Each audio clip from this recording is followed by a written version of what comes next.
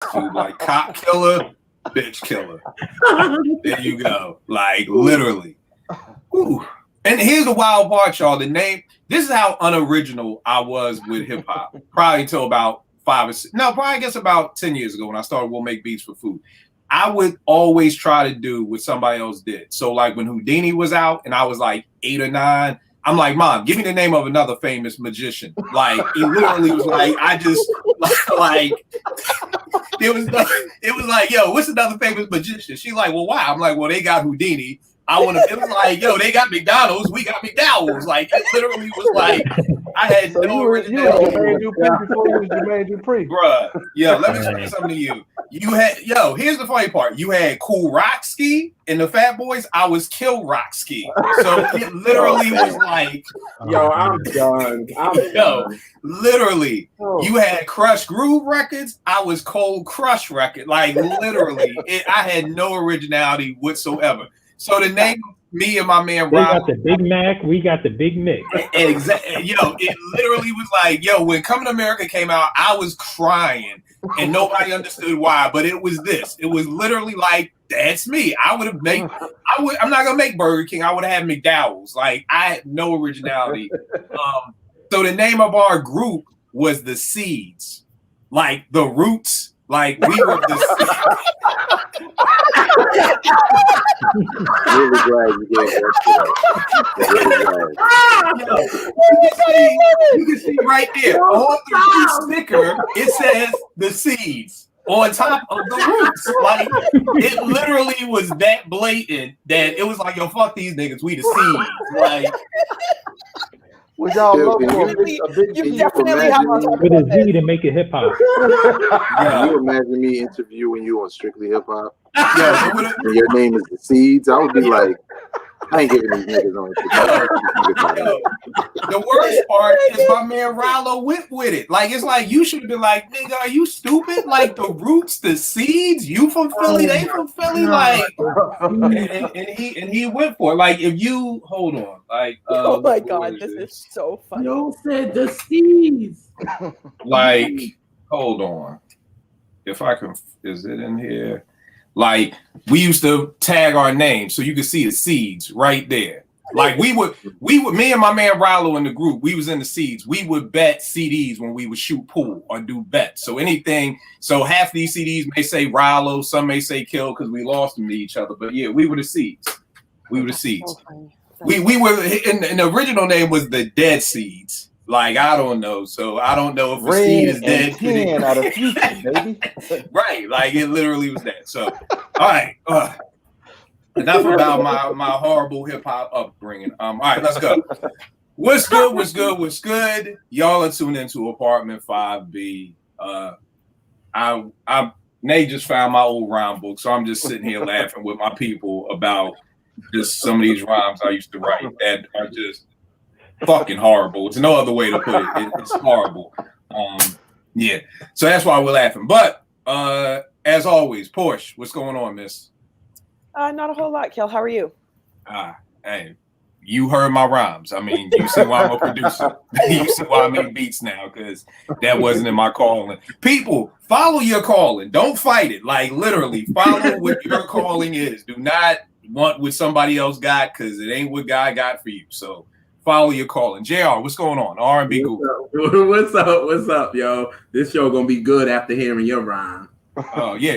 It's gonna be good because the rhymes were horrible. Vague, what's going on, man? Chilling, man. I'm gonna make an announcement on your show right now. I'm changing my name to Smalley Biggs. Right? What? Smalley Biggs. Not to be confused with Biggie Smalls. That's something else. Smalley Biggs. All right, for everybody watching, here's the problem. Me growing up in hip hop, I wasn't a very original child. I really wasn't. So when I'm 8 and Houdini now, I'm like, I need the name of a rap group. I'm like, yo, mom, give me the name of a famous magician. Like, I literally would follow what everybody else. So the Fat Boys had Cool Rocksky.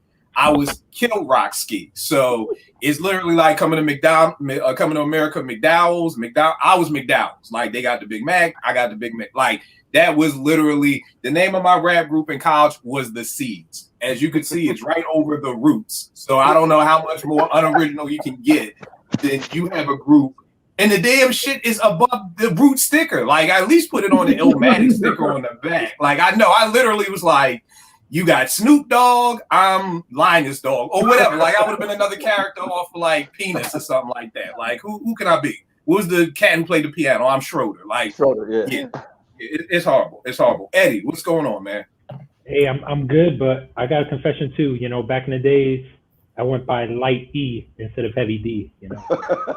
Well, you know what, Ed? Thank you for your honesty, because I'm sure a lot of us most people had whack rap names. I want to say the Roots' first name was like Radioactive, and Q-Tip name was something. I mean, if you're as old as I am, you had numerous names before you finally got to your rap name. So you know, yeah. So Vern out of ATL, what's going on, good bro? Yo, what's up, man? Another confession, man. My daughter's in law school. When she graduates, we going after them boys behind us because my group's name was Cast Out, and they took it and flipped it. Oh God. And I appreciate your honesty, man. Everybody, not too many people can say their first rap name was really what they ended up staying with. And I'll tell you mine. Mine was Syntax, and my boy's name was Diction. We were the linguistic hoods, and we used to wear the hoods. See, the linguistic. Damn, y'all like some smart ass drug dealer rappers.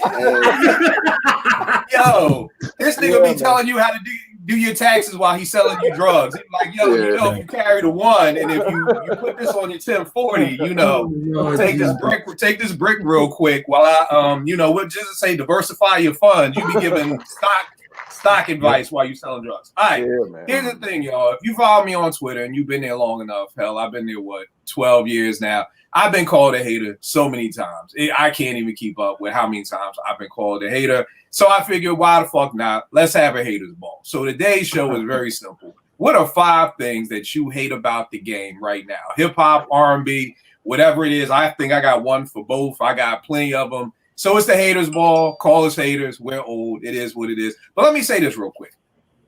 I don't know about you, Veg, and Vern, and everybody else. Here's the thing. Growing up, I did a lot of dumb shit. And the adults who used to yell at us had every right to yell at us.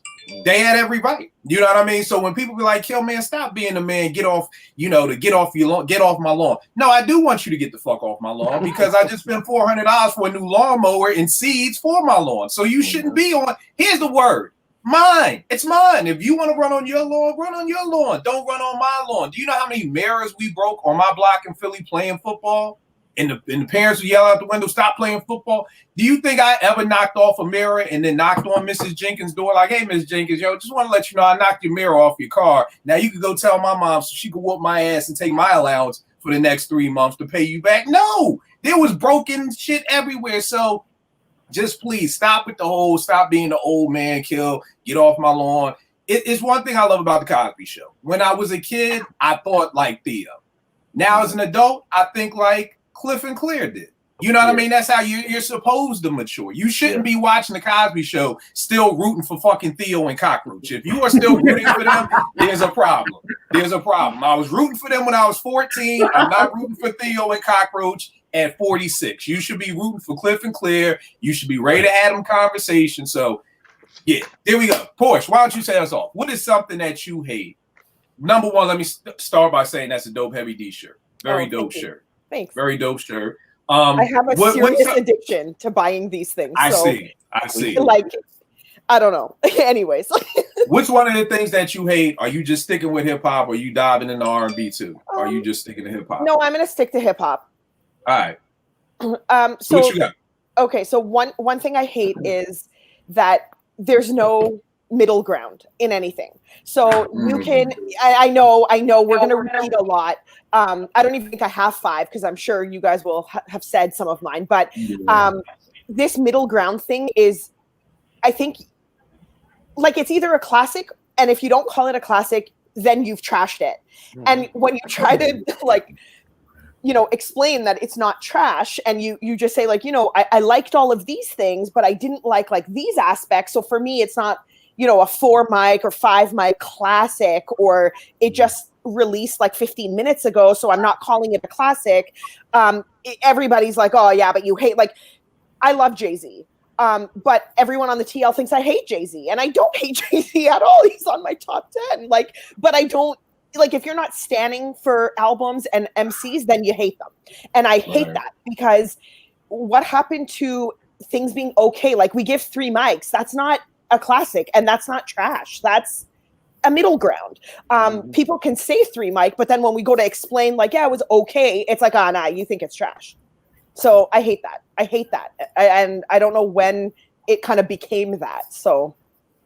Nah, I concur 100%, man. My young boy taught me that. He's like, look, old head, it's either a classic or it's trash. That's just it. There is no in between. So at the end of the day, you trying to explain, like you just said, Porsche, it's and that bothers me, because like you said, there's 100 people. People think I hate Jay-Z. I'm like, yo, he's my number 2. He's like, yeah, but he's not your number 1. And I'm like, nigga, come on. Like, how can I not like somebody who is my number 2? But like, that's the thing nowadays. Like, I got to the point where I was like, you know what? As long as there are certain MCs in your top 10, I don't even care where they fall no more. Back at Morgan Vague, we could argue all day. No, Biggie's number 1. I'm like, look, if Big is somewhere in your top 10, I'm cool. Like, there's no need to argue. If Kane, if these certain people are in there, like, we got to get past that. So I agree with you 100%, because people think I hate so many people. And I'm like, nothing could be further from the truth. Like, the thing is, and sorry, I have to bring up Tupac again. Like, the amount of times that I've heard Tupac is trash. Tupac is not trash. Like, that would have to be slander. It's not even an opinion anymore, because he's just not trash. He cannot be for you, but he's not trash. Like, he is impactful. He's influential. He's got classic albums. He's a pioneer in certain ways. Like, he's a legend. He's an icon. How can that be trash? Like, the amount of times that I've heard these really elite rappers be called trash is staggering. It's very staggering. And everyone hides behind this blanket of it, but it's my opinion. An opinion can be wrong when it's that extreme and outlandish, in my opinion. Yeah, call me wrong. I don't know. But anyways, I had to put that out there. And then again, you gotta realize too, it's the youth. A lot of them are the youth. Like, I'm literally like, yo, show me a photocopy of your ID. Let me see your birth certificate. Yeah, but then say, I'm 17, I don't know Tupac, so I'm gonna call him trash because I'm ignorant and I don't want to be educated. Say that, because then at least I can be like, okay, cool. You put it out there. I know where you're coming from, and I'm not gonna have a conversation with you because you're like, you've just kind of said that. So right. Yeah. I tell folk all the time, I'm not gonna say your opinion is wrong. You just won't ever come on Apartment 5B. Let's put it that way. Right, you know what I mean? right. Like, we just know you won't be on here. So, JR, give us something, brother. You doing I R&B was or going behind hip-hop? Portia. I was gonna say the stand culture. I'm not liking it at all. I think it's messing up music, period. Because again, everybody is like, if your favorite artist comes out with something, you say, oh, it's whack, then they stands gonna come after you. And I think it's stupid, and I think it's dumb, and I think it messes up the culture of the music, because the artist can bring out some whack stuff, and if everybody loving it and it's whack, they gonna keep bringing out that stuff, and then music gonna get horrible. So I'm like, this stand culture is for the birds, these hives, these pigeons, these stupids, whatever. Navy, Army.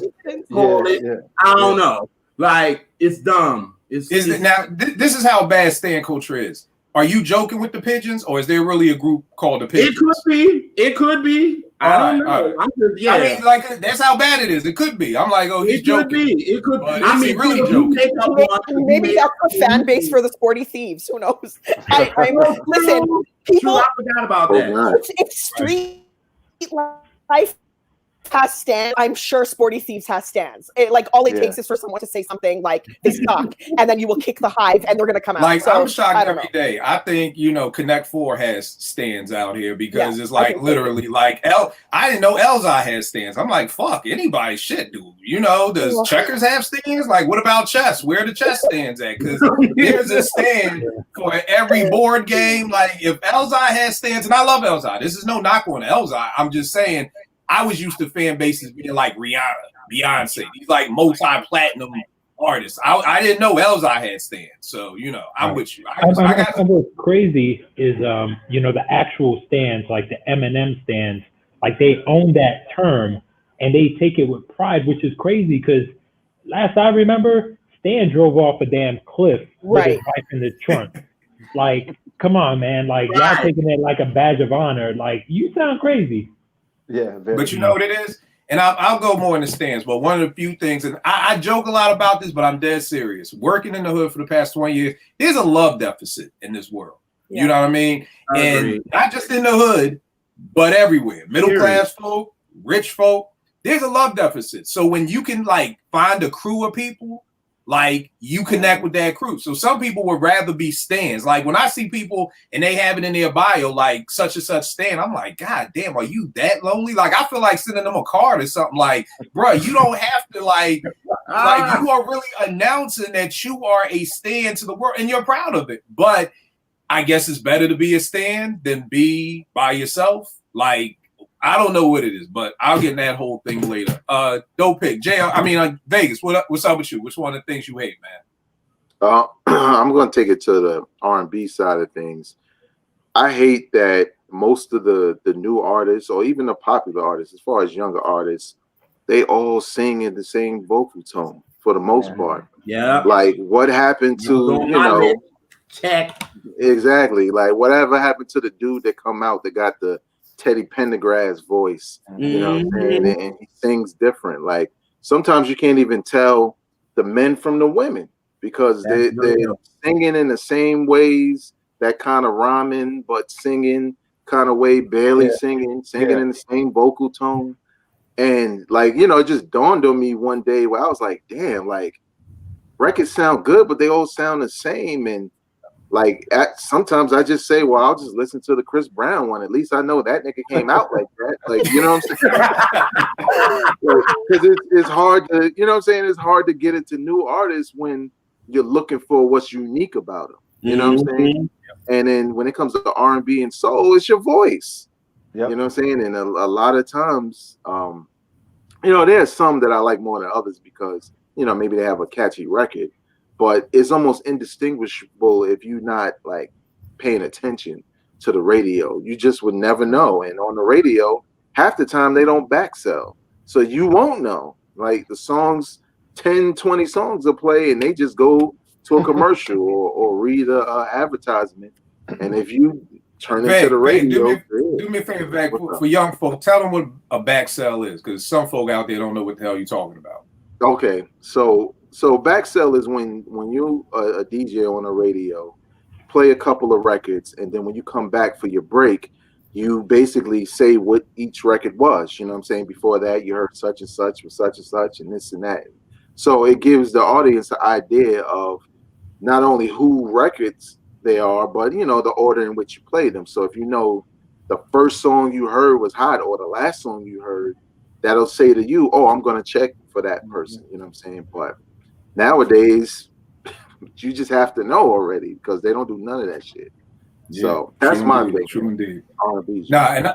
It's crazy because Nay has been trying to sell me on her, and she's been listening to nothing but her and SZA, and I'm always stuck like, okay, this is SZA, right? And she'd be like, no, that's her, and I'm like, okay. And then she'll play me her, and I'm like, that's SZA, right? And she'd be like, no, that's her, and I'm like she's looking at me like I'm crazy, like you can't tell them apart. I'm like, nigga, you can. Like, how can you tell them apart? I can't tell them apart. I was looking up some song and I couldn't find it because I was putting SZA with the name of her song in the YouTube. And I'm like, why can't I find this song? But I'm like, say if the song is called Going Home, I'm like SZA going home instead of her going home. And so I'm with you, Vega. I can't. And I guess the kids, I mean, because Nay is looking at me like I'm the slow one in the room. Like, you know.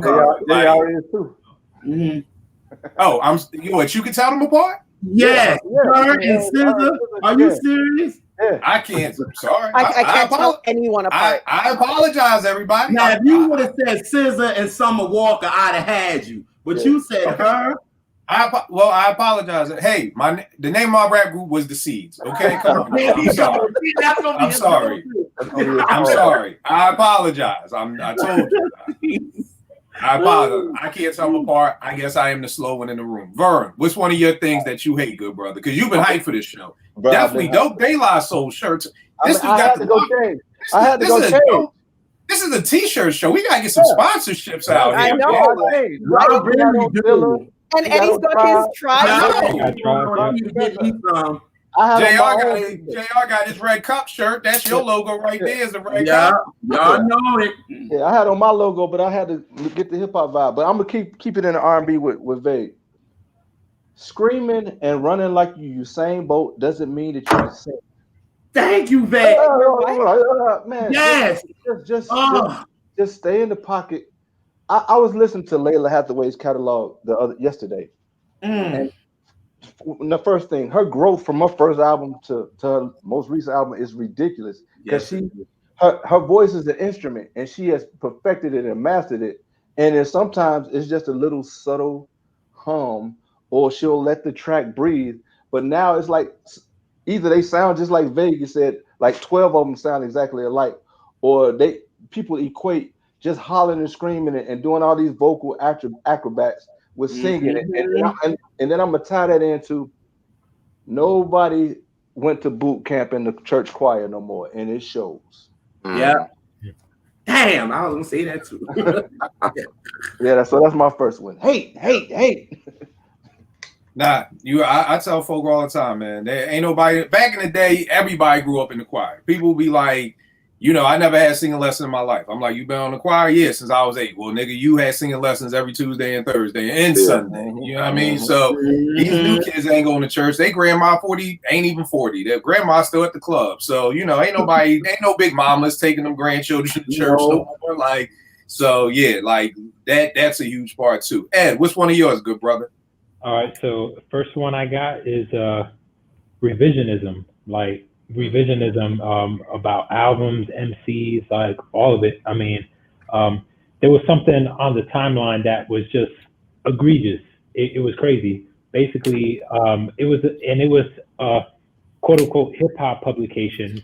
They said, did Drake invent rapping and singing together? Oh yeah. And it's ridiculous. I mean, number one, he got that whole steez from Fonte. But even Fonte wasn't the first. He wasn't nowhere near, you know what I mean? Right. But it's crazy like that. You could be a publication and be allowed to post something that uneducated, basically. Like where's people doing their homework? Where's people doing the knowledge on the legends, on the forefathers of the whole style of you know what I mean? Like, what were you saying? What you gonna say, Vay?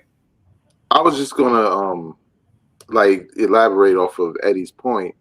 One thing that I'm thinking, because I'm also baffled when I see stuff like that, especially from outlets that's supposed to be professional. You expect research, but I think it's the same thing with sports. I think they're trying to move the conversation to who's now. You know what I'm saying? So of course, even though I'm a big LeBron fan, of course they're trying to move on from the Michael Jordan statement. So everything LeBron does or any athlete does, they're trying to supplant other people. Like you don't hear Kareem Abdul-Jabbar's name as if his name don't show up in damn near at the top of every list when it comes to stats and accomplishments. So it's the same thing with hip hop. It's like it's almost like they feel threatened by the past. You know what I'm saying? Like, like we can't validate Drake if we don't say he's better than Jay-Z, or if we don't say he invented something. And it's like, well, why can't he just be successful with what he did? You know what I'm saying? Why does he have to be better than what came before him? It's because they want to move on from Jay-Z being that guy or whoever to saying, no, Drake's that guy now, which he's not, because he didn't invent shit. What are you talking about? He didn't invent nothing. Nothing. At all. I think the other thing too is you got these publications. I always tell people, if you're doing anything with hip hop and you don't have somebody who's at least 44 over on your squad, you're losing. Like you have to have that person, because like you said, Ed, here's the problem.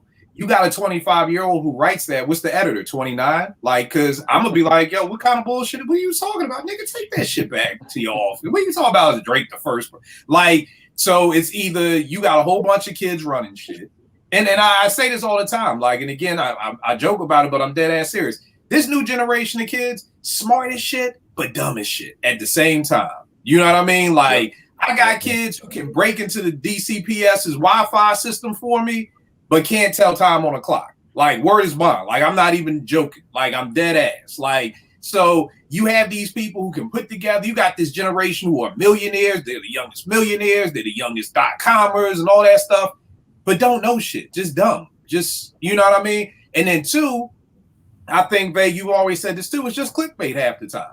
It's just how many people, if we say this, people are going to click on it to argue. That's why I'm always challenging people. Like, I get it. It's fun to talk about dumb shit. But if for everything that you retweet that's dumb, retweet something that's positive.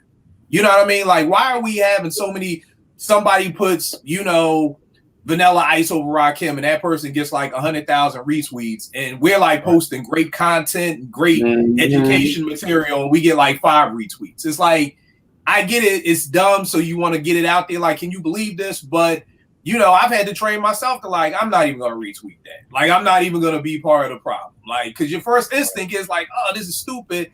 But I'm like, okay, retweet the dumb shit, but then also retweet some good shit too. You know what I mean? So I definitely feel you on that. That's a good point too. That's a good point too, because I think all these unofficial accounts, you know, they were posting that kind of stuff for, you know, to get folks riled up, you know, to troll, whatever, right? And they notice, right, they getting a lot of retweets, they getting a lot of conversations. So I'm sure that some of these publications that got official Twitter accounts, they were peeping that.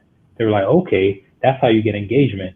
Even though what they're posting is wrong, you know, they should know better. Right. It's all about the engagement.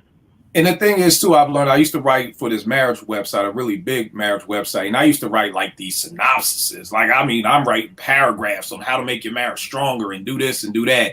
And like, you know, one of my people came to me and was like, Kill, nobody cares about that shit. Like, look at everything else on the site is very, here are the 5 things to save your marriage. It's a very quick read. Like, and I had to learn that, like, nobody wants to read paragraphs. They just want to read bullet points. How to save your marriage. Number 1, tell the truth. Number 2, like, it's a very, so we've dumbed down society in Philly. We had the Philadelphia Daily News and the Philadelphia Inquirer. I didn't notice until I interned there in my senior year in high school that the Daily News is kind of more dumbed down. You know what I mean? For like the same building, same owners and everything, but it's kind of dumbed down.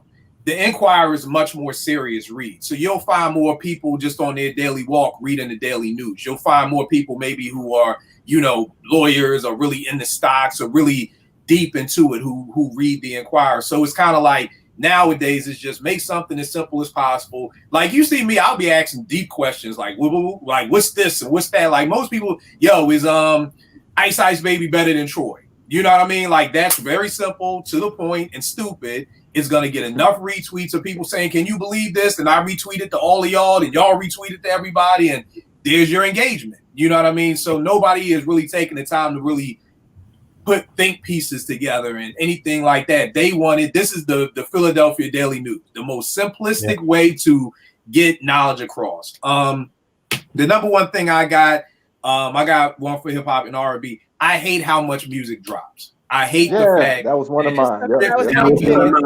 Damn, y'all. Every day. Well, we all just gonna chime in. And the reason why I say that is because I had to, when I used to write for this other online magazine, I found myself not enjoying the music because my turnaround time had to be so quick. It would be like, okay, Dave East album drops tonight. They be like, okay, Kill, we need a review on it by Sunday so we can post it Monday. And I'm like, shit, I get 48 hours to live with it. But a couple of weeks ago, RJ Payne dropped, Tracy Lee dropped, Benny the BSF dropped. There were like 5 big drops that day. And I was finding out I wasn't really enjoying the music. So now, like, I'm taking my time with music again and spending 2 weeks. But just to give an example, in February 88, Ghetto Boys and Bismarck came out. That was it for the whole month. Just 2 albums. In March, Jeff and Will, He's the DJ, I'm the Rapper came out. 1 release for the whole month of March. In April, By All Means Necessary, BDP, and Grandmaster Flash and the Furious 5 On His Strength came out. Now, by 88, ain't nobody listening to Grandmaster Flash and the Furious 5.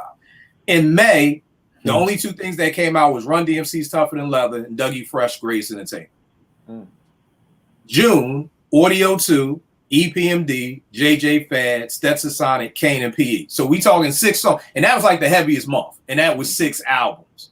You know, in July, the Fat Boys coming back hard. Nobody cared about the Fat Boys by 88. Eric B. and Rakim's Follow the Leader. Salt and Pepper's second album came out in August of 88. Straight Outta Compton and 2 Live Crew. September, so Mix-a-Lot, Easy, Ice-T, Marley, Robbie. I'm just showing that, like, yo, stuff, it used to be like 2-3 albums a month. Like, yo, you could get 5 albums a week right now, like, easily. And that's a light week. That's light work right there. So how, you know, and I said this before, like, how many of us can even rap along to our favorite albums anymore? Like, that used to be the thing. Growing up, it would be like, I want to learn every one of Big Daddy Kane's rhymes. I want to be able to, when Ain't No Half Stepping comes on, I want to be able to say every word. You can't even do that with your album of the year because you haven't, you know, by the time you put that in, 5 more things done came out. You know what I mean? So people are like, yo, Kill, what you think about that BSF album with Benny? I'm like, I probably won't get to it till maybe September. And I think it came out the last week in July because I'm like, I'm still living with the Tracy Lee and the RJ Payne right now. You know what I mean? And that's cool for me. I don't mind being late for stuff or nothing like that. The only problem is by the time I finally get to it, nobody even wants to talk about it anymore because they don't. I mean, people move on from it the next week. You know what I mean? So that's the other problem too, is that the music, they spend months promoting it, then the album drops, and a week later you don't hear anything about it anymore. Cricket. Yo, what's up, Vay? Yeah, I think. Well, let me add one thing too. What people need to understand: 88 was an anomaly also at that time. Like, to have that many releases, that's why we always champion that year, even on the R&B side, for being a dope year, because not only was it a lot of classic music, but we got a lot of music from artists that we weren't accustomed to. So it was even less than that at one point. But also, I think now with the whole microwave joint, I think people are more excited to anticipate a project than they are the whole fucking project. Agreed. Because a lot of times, like, sometimes I'm getting hyped off of other people. I get online and shit. I'm like, damn, this coming out, this coming out, this coming out. And when it comes out, you know, depending on how good it is, you might get a buzz for a weekend. But like you said, Kill, like, even with me doing reviews on my podcast now, I got a rule. Like, if y'all talking about that shit a week from now, I'll review it. Because that means people are really invested.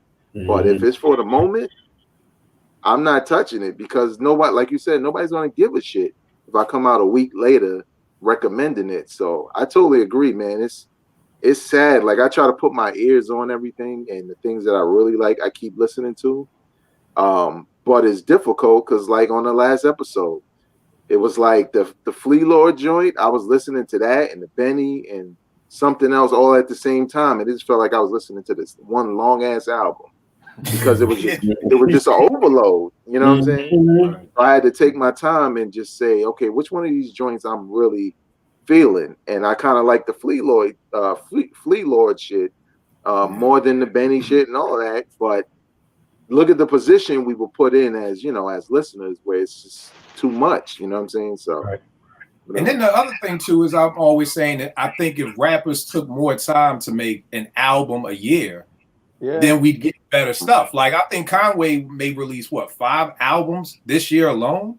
Like, to me, that's just too much. Like, and I'm like, yo, imagine if because now you're rushing your pen.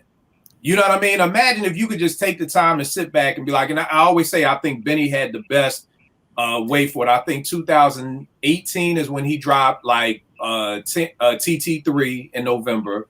Then the following in like June or July 2019, he dropped the EP, and he just did a whole bunch of guest verses because nobody can say they didn't hear from Benny. Benny's everywhere. I did a mixtape of stuff I was listening to. I swear Benny was on every track. But this dude has also only dropped 1 album in the past 2 years. You know what I mean? Where it's like Conway and I think West got another album coming out like at the end of the month. And it's like, yo, you already on album 3. It ain't even September.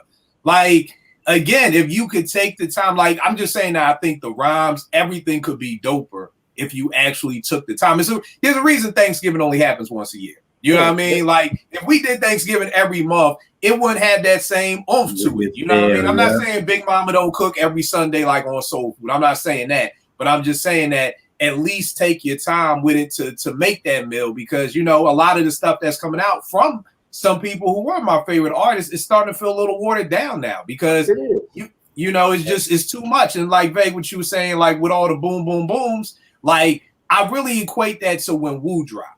And when Wu dropped, there was so many people from Shaolin dropping. You had King Just, you had, you know, Sons of Man, you had Shaheem. Just like you looked up and there was like 20 groups all from, you know, Shaolin, and most of them faded off. You know what I mean? Whereas right now, I feel like it's the same with Griselda. We got 50, every nigga who raps is now from upstate New York. And here's the problem, y'all. They're all not dope. They're all, there's a reason why they ain't on Griselda. Like, there's a reason. You know, but I just feel like now people are like, oh, this is a 5 mic album. And I'm like, bro, that's 5 mics? Like, goddamn, if that's 5, then what's, you know, so what you want to say, Vern? They devalue themselves. So they're so scared that they have to be in the public eye every week, every month with an album that to me, I don't even check for it, because if it's quality, why you got to put it out every 2 weeks? I mean, if it's that dope, it's going to stand. I always say this, and most people can't do this, but Sade make you miss her. Yeah. Put some space between it so she can go live, so she can experience life.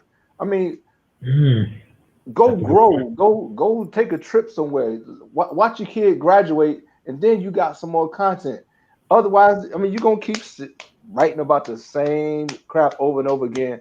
That's why, man, I mean, I'm the old head. I don't be checking for a lot of the stuff people be talking about, because I don't care, because it's not valuable, because there's so much of it. I remember my freshman year professor told me, she said, if diamonds grew on trees, then they wouldn't be valuable. That's the way I feel about giving A's in my class. She was a jerk, but I get what she was saying. You know, everybody, you ain't gonna just get an A. You're gonna work, you're gonna earn this A. Right. That's how you gotta be. For me to listen to you, you're gonna earn my listen, because my time is valuable. It's so much content out here. You gonna be about something if I'm gonna listen to you. But you know what it is too, Vern, that at the end of the day, to me, what you're talking about are artists.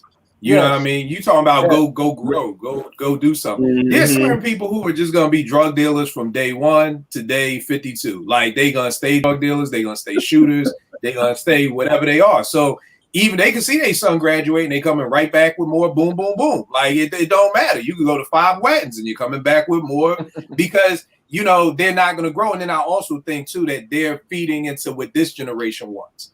Like, this Sade couldn't come up in this generation, because after we ain't heard from you in a year, bye. We don't know who you are. You know what I mean? So and then also she doesn't sing about drugs and loving someone while, like, you know, completely inebriated and unable to function.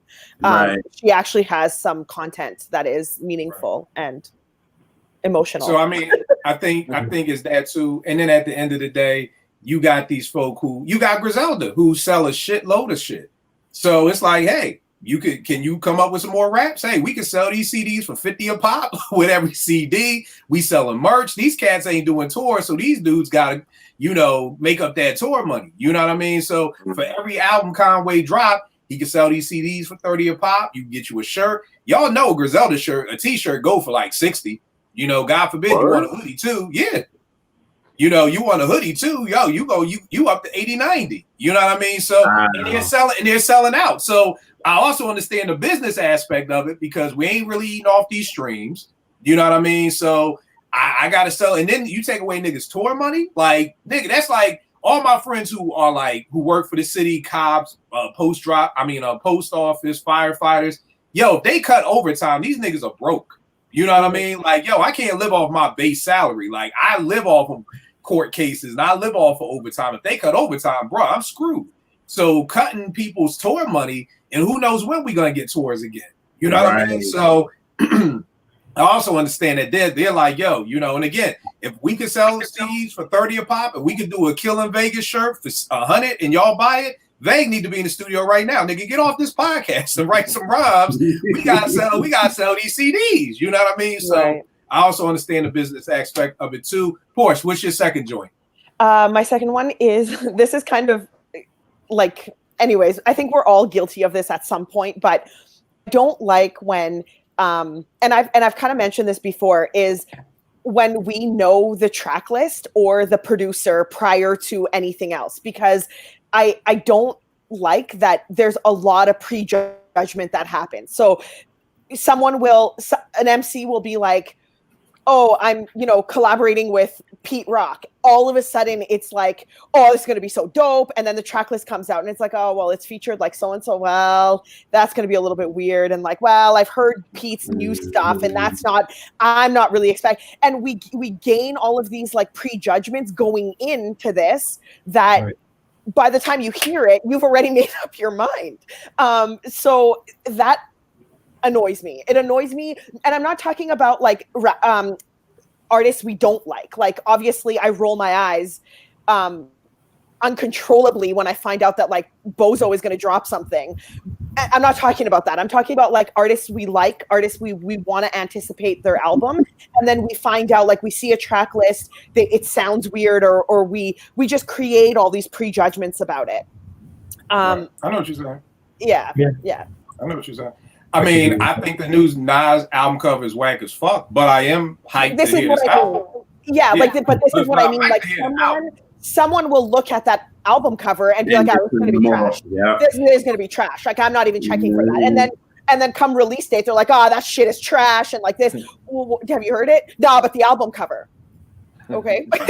Yeah, I feel you. I will challenge folks to do this. Make good album covers, y'all. That's another, that'll come up on my list. Make good album covers. Because Stove God Cooks, I saw that album cover. I was like, I'm not listening to this shit. And of course, y'all know I love Stove God Cooks. But the album cover, come on, y'all. Look at this. We used to have great album cover art. You know what I mean? Half of y'all be, I'm going to just stop. Okay, so better album cover art. I'm with you, Porsche. I'm with you. I think Veg knew where I was about to go. But yeah, we need better album covers, y'all. Come on, take your time and make some good album covers. All right, JR, what you got up next, man? All right, it's basically both put together. I'm sick of these EPs and I'm sick of these long ass 30-track albums. I'm tired of this.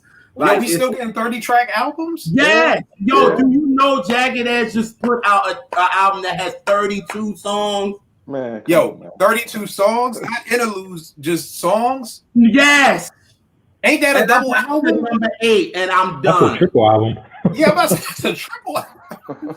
Right, and then Chris is doing it. Chris did it after the Heartbreak Full on the Moon or whatever that shit is. It was like, now people doing like these long ass albums. Like, people don't even know how to make bodies of work anymore with no more than like 15 songs. They got to give you a whole freaking, like y'all said, 3. That's like double albums they give it to you in one. Well, I think part of it now is this whole idea of playlists and streams. So it's like, well, people are not listening to the albums anymore. So it's like more songs are going to be on streams and playlists and all that stuff. But it's whack because I ain't listening to how is none it of gonna them. be- With 60 songs on it. That's why I said 32 songs. No, Jagged if you Edge. got 30 songs, like how is it going to be cohesive? It's not. There's no way 30 songs could be cohesive. At all. I'm still stuck. But you know what the problem with that is? And again, this is something that I hate too. Back in the day, people would make 30 songs and then pick the best 12. Right. And then the other songs, then those other songs would go on soundtracks. You know what I mean? So you'd be like, okay, well, here's 5 or 6 songs that weren't whack. They weren't good enough for the album. Or maybe they were great songs. They just didn't fit the feel of the album. Right. So what we do is we'll take these songs. That's what me and Mousse did. We probably sat here and recorded about 28 songs and maybe released 14. Because that's just the era that I came up in. But I think now people just, anything you record, we're putting that out. And it's like, you're not supposed to do that. Same thing with track listings. I think like they just like, how we recorded in that order, put it in that order. It's like, yo, no, that's a lost art. Like the track listing, you want to have a strong song to start with and a strong song to end with. Like, I'll never forget Quest was talking about doing Voodoo, and he was saying, when they ended it with Africa, they wanted to end with a song that wanted to make you mad that it was over. Like that you were like, nah, like that's it. Like a lot of these songs nowadays, I'm like, are we finished? Like good. This is the last song. Good. I go to the next thing. Like that's the problem. You're supposed to be. It's an art to it, and that art is lost because again, and we talked about this before. The executive producer. There's something about having that coach on the floor to run the plays and tell you what you should do and what you shouldn't do and everything like that. And we don't have that anymore. So when cats get in the studio. I hate the fucking names of songs. Like people, I feel like people just name songs anything nowadays. Like I love Stove God. I can't tell you the name of my favorite, Rolls Royce Brake Lights. But other than that, I don't know the name of these songs. You know what I mean? I feel like niggas just be like blue shirt, orange. Like, yo, you know, like I literally think niggas just be in the studio like, yo, what time is it? 12. Yo, that's the name of the song. Like, can we make a song like that I can actually remember the name of for once? Like it literally like so I feel I had no idea. 30 like that's just I don't even understand. It's like people not making bodies of work anymore. Like y'all said, the artistry is gone. Like there's no artistry at all. You know what that shit is like to me? What I hate movies that are all 2.5 hours. Like that was impossible. Like before Titanic, a movie was an hour and a half. That was it. Now, like even with that last Avengers, that shit was like 3.5 hours. Like nigga, like like and now that's just the standard. The standard is just a 2-hour movie. Like that's your minimum now. You know, so I can't see 34 songs for no hour. I'm a hurt they feelings, nigga. We didn't want to hear you when you was putting out 12 or 15. Come on, don't want to hear no 35. Hello. That's crazy. And then I was saying EPs. I'm tired of this EP too. Like you were saying her. Now she's still saying I'm putting out my debut album. Well, you done gave us like 19 EPs. Right? Come on. That was one of mine too, because I think Conway said something like, yeah, my debut album. Come on, like, whoa, time out, nigga. I done spent over $200 buying your albums, and now this is your debut. Nigga, I done got GOAT rejects too. I done had to buy some shit off of eBay because they sold out. I done spent about $200 to have your discography to just now have you tell me in 2020, here's your debut album. Right. Like, or Wes said something the other day, like, no, such and such wasn't an album. That was like a mixtape. Something he dropped this year. And like, I literally love Westside Gunn, and I literally can't tell you the name of his albums. Like, this is what I'm talking about. Like, I literally can't tell you the name of his album, but he like, no, that was a mixtape, and no, that was a piece of art. That wasn't the album. This is the album. And I'm like, piece of art. I'm confused, y'all. I mean, back in the days, like a mixtape was number one. Mixtapes were free, or if you bought them, like it was a whole different. You brought them on the street. A whole different way, a whole different way to buy it, or they had DJs over it, or the tracks were blended or whatnot. But there was no question whether it was a mixtape or an album. Now it's like, nah, like you said about Conway, like how are you gonna say, oh well, my debut album still hasn't come out? Like, damn.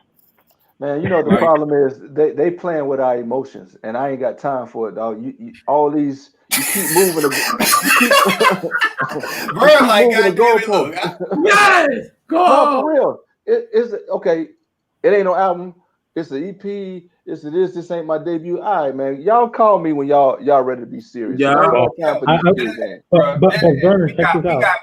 We got GOAT. Rejects 2 is downstairs. I done brought the Black album. I done got Everybody Is Food 1, 2, and he said 3. Those are EPs. He's saying I guess these ain't considered albums. They albums to me. Check this out, Kill. But I bet you if someone were to question Conway's catalog, all those become albums then. Yeah. Or a good point, because Wes was like, yo, Griselda got the dopest discography in the game. And all those albums was part of the discography. You know what I mean? So great point. Vay, what you got up next, good brother? Mine's is probably similar to some stuff we already said. I got a problem with this emotional ass generation, and it's not just young people, so don't get it twisted. Yep, it's a lot of you old motherfuckers too who don't kill. I'm gonna curse a lot this episode. I ain't say that. Knock yourself out, good brother. But yeah, like, and I'm gonna use one example, and I don't give a shit if he hurls himself through his fucking computer or not. But What? when Logic said that Yeah. Joe Budden Yeah. contributed to him wanting to kill Yeah. himself, I wanted to kill him. Because I'm like, dog. Like, that's, first of all, you made a dope record about that. That's the one thing I take my hat off to him. That was a dope idea. It was executed. It seemed like it came from a true place. But don't be implicating that man and you wanting to kill yourself, because you know what the problem is. The problem is you bit your whole rhyming style. You know what I'm saying? And not saying that you came up with a scheme to, you know, to sound like these guys to get rich and get on. You were so much of a fan that everything he created mirrored the things he liked. You know what I'm saying? And so he wound up sounding like Kendrick. He wound up sounding like J. Cole and Drake. Yep. And he thinks that because they were like, you know, friends with him, that it was okay. But that's because he's probably a nice guy. You know what I'm saying? So if somebody's kind of ripping your style, but they admire you, you can see they harmless. You're not really going to shit on them. But some of us feel like, no, like Joe Budden, like you're trash. And it was just like, it's not just that instance, but it was seeing people react to that and thinking about other moments similar to that where, like, you can't say anything about, so he, like, Joe Budden can't have an opinion about this man music as an MC, and a dude who is an MC, he can think he's whack. But then when you start trying to implicate him and, you know what I'm saying, people like him made me want to commit suicide. I'm like, dog. Like, if I could punch you in the face right now, I would. I mean, that's a pretty serious allegation too. Like, I find like Joe actually addressed that on one of his podcasts. And the poor, like, Joe apologized in a way. He didn't outwardly say, like, I can't remember really, but I don't think he outwardly said, like, Logic, I'm sorry for saying this. But he was like, you know, I take mental health very seriously. I don't think suicide is something to joke about. I don't. And Joe bleeds on his albums. Like, we know Joe's struggles. We know Joe's emotion. So for someone like Logic to throw that around on social media, sort of to, I don't know what he was trying to do, or in an interview, and allow it to be clickbait, and then it, like Dveg said, like, implicate Joe Budden because of an opinion, like, I find that offensive in a way. And I'm not trying to be soft or, like, you know, I'm not soft or emotional like this, but I think that that's not fair. And I think that these are trigger words that sort of get people riled up and supportive and like, oh my God, he said suicide and this is serious. And like, okay, I'm not, you know, invalidating that. Like, maybe he is that way and has these demons, but why are you dragging in somebody who's expressed an opinion? Like, I totally agree. Like, you know, what's the, like, I'm not saying that Logic can't feel that way, because you know, Joe Budden might have said something that really dug at him, but Logic, use your logic. Exactly. If you say that in an open forum in public media, what way do you think people are going to take that? So I look at it as you said it on purpose. Yeah, you know what I'm saying? Because of cancel culture, which is tied to me not liking the whole emotional thing. Because obviously, there's some people, they need to be canceled. You know what I'm saying? But then there's some things that's just like canceled for cancel's sake. So other people can feel empowered by a celebrity or whoever losing their job. Why? Because they don't got shit going on.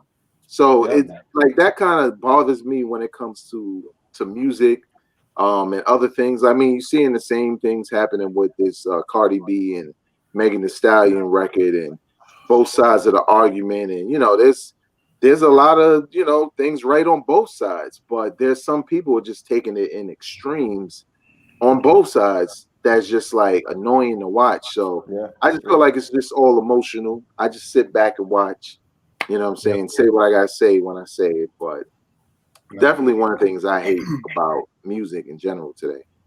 No, I agree 100%. What are you gonna say, Ed? I was gonna say another thing tied into that was what was it? When Royce the 5'9" said that he'd take Snoop's Doggy Style above any Eminem album, but he followed that up with, well, you know, I have Eminem higher on my list though.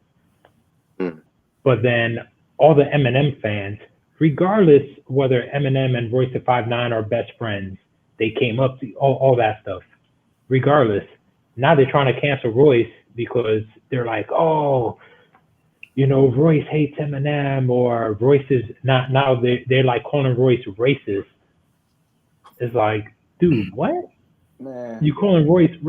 Oh, he's racist against white MCs. That's why he hates Eminem. Like, And culture. it's crazy. man. Yeah, I mean, I think for me the hard part with the Logic thing, because when I saw that, I was like, yo, this is a nut ass dude. But my biggest thing is people were like, well, Kill is serious, you know, it's mental health. I said, nigga, I'm in the hood every goddamn. Stop talking to me like y'all don't know what the fuck I do every damn day. I deal with mental health every day. But the point is here's the problem. I like to start where the problem starts with. And it starts with you have if somebody telling you you're whack makes you want to commit suicide, you have a problem. Yeah, you got a problem. You have a problem, and you need to get that problem fixed first and foremost before you release anything else. Before you put out a book, before you write a paper, before you write an article, before you hit publish on your blog. If somebody telling you that you're whack makes you want to kill yourself, you are the problem. And I'm not diminishing mental health at all. But if you know if that shakes you to your core, I need you to get help first. I need you to get help before you do anything else. So don't write another rhyme. Don't write another article. Don't sing another song. Go see somebody. Go seek help. It's almost like when you ever call your doctor's office and they be like, yo, if it's after late or we close, call 911. Like, that's what it is. Like, we can't help you right now because we close. But if this is a medical emergency, call 911.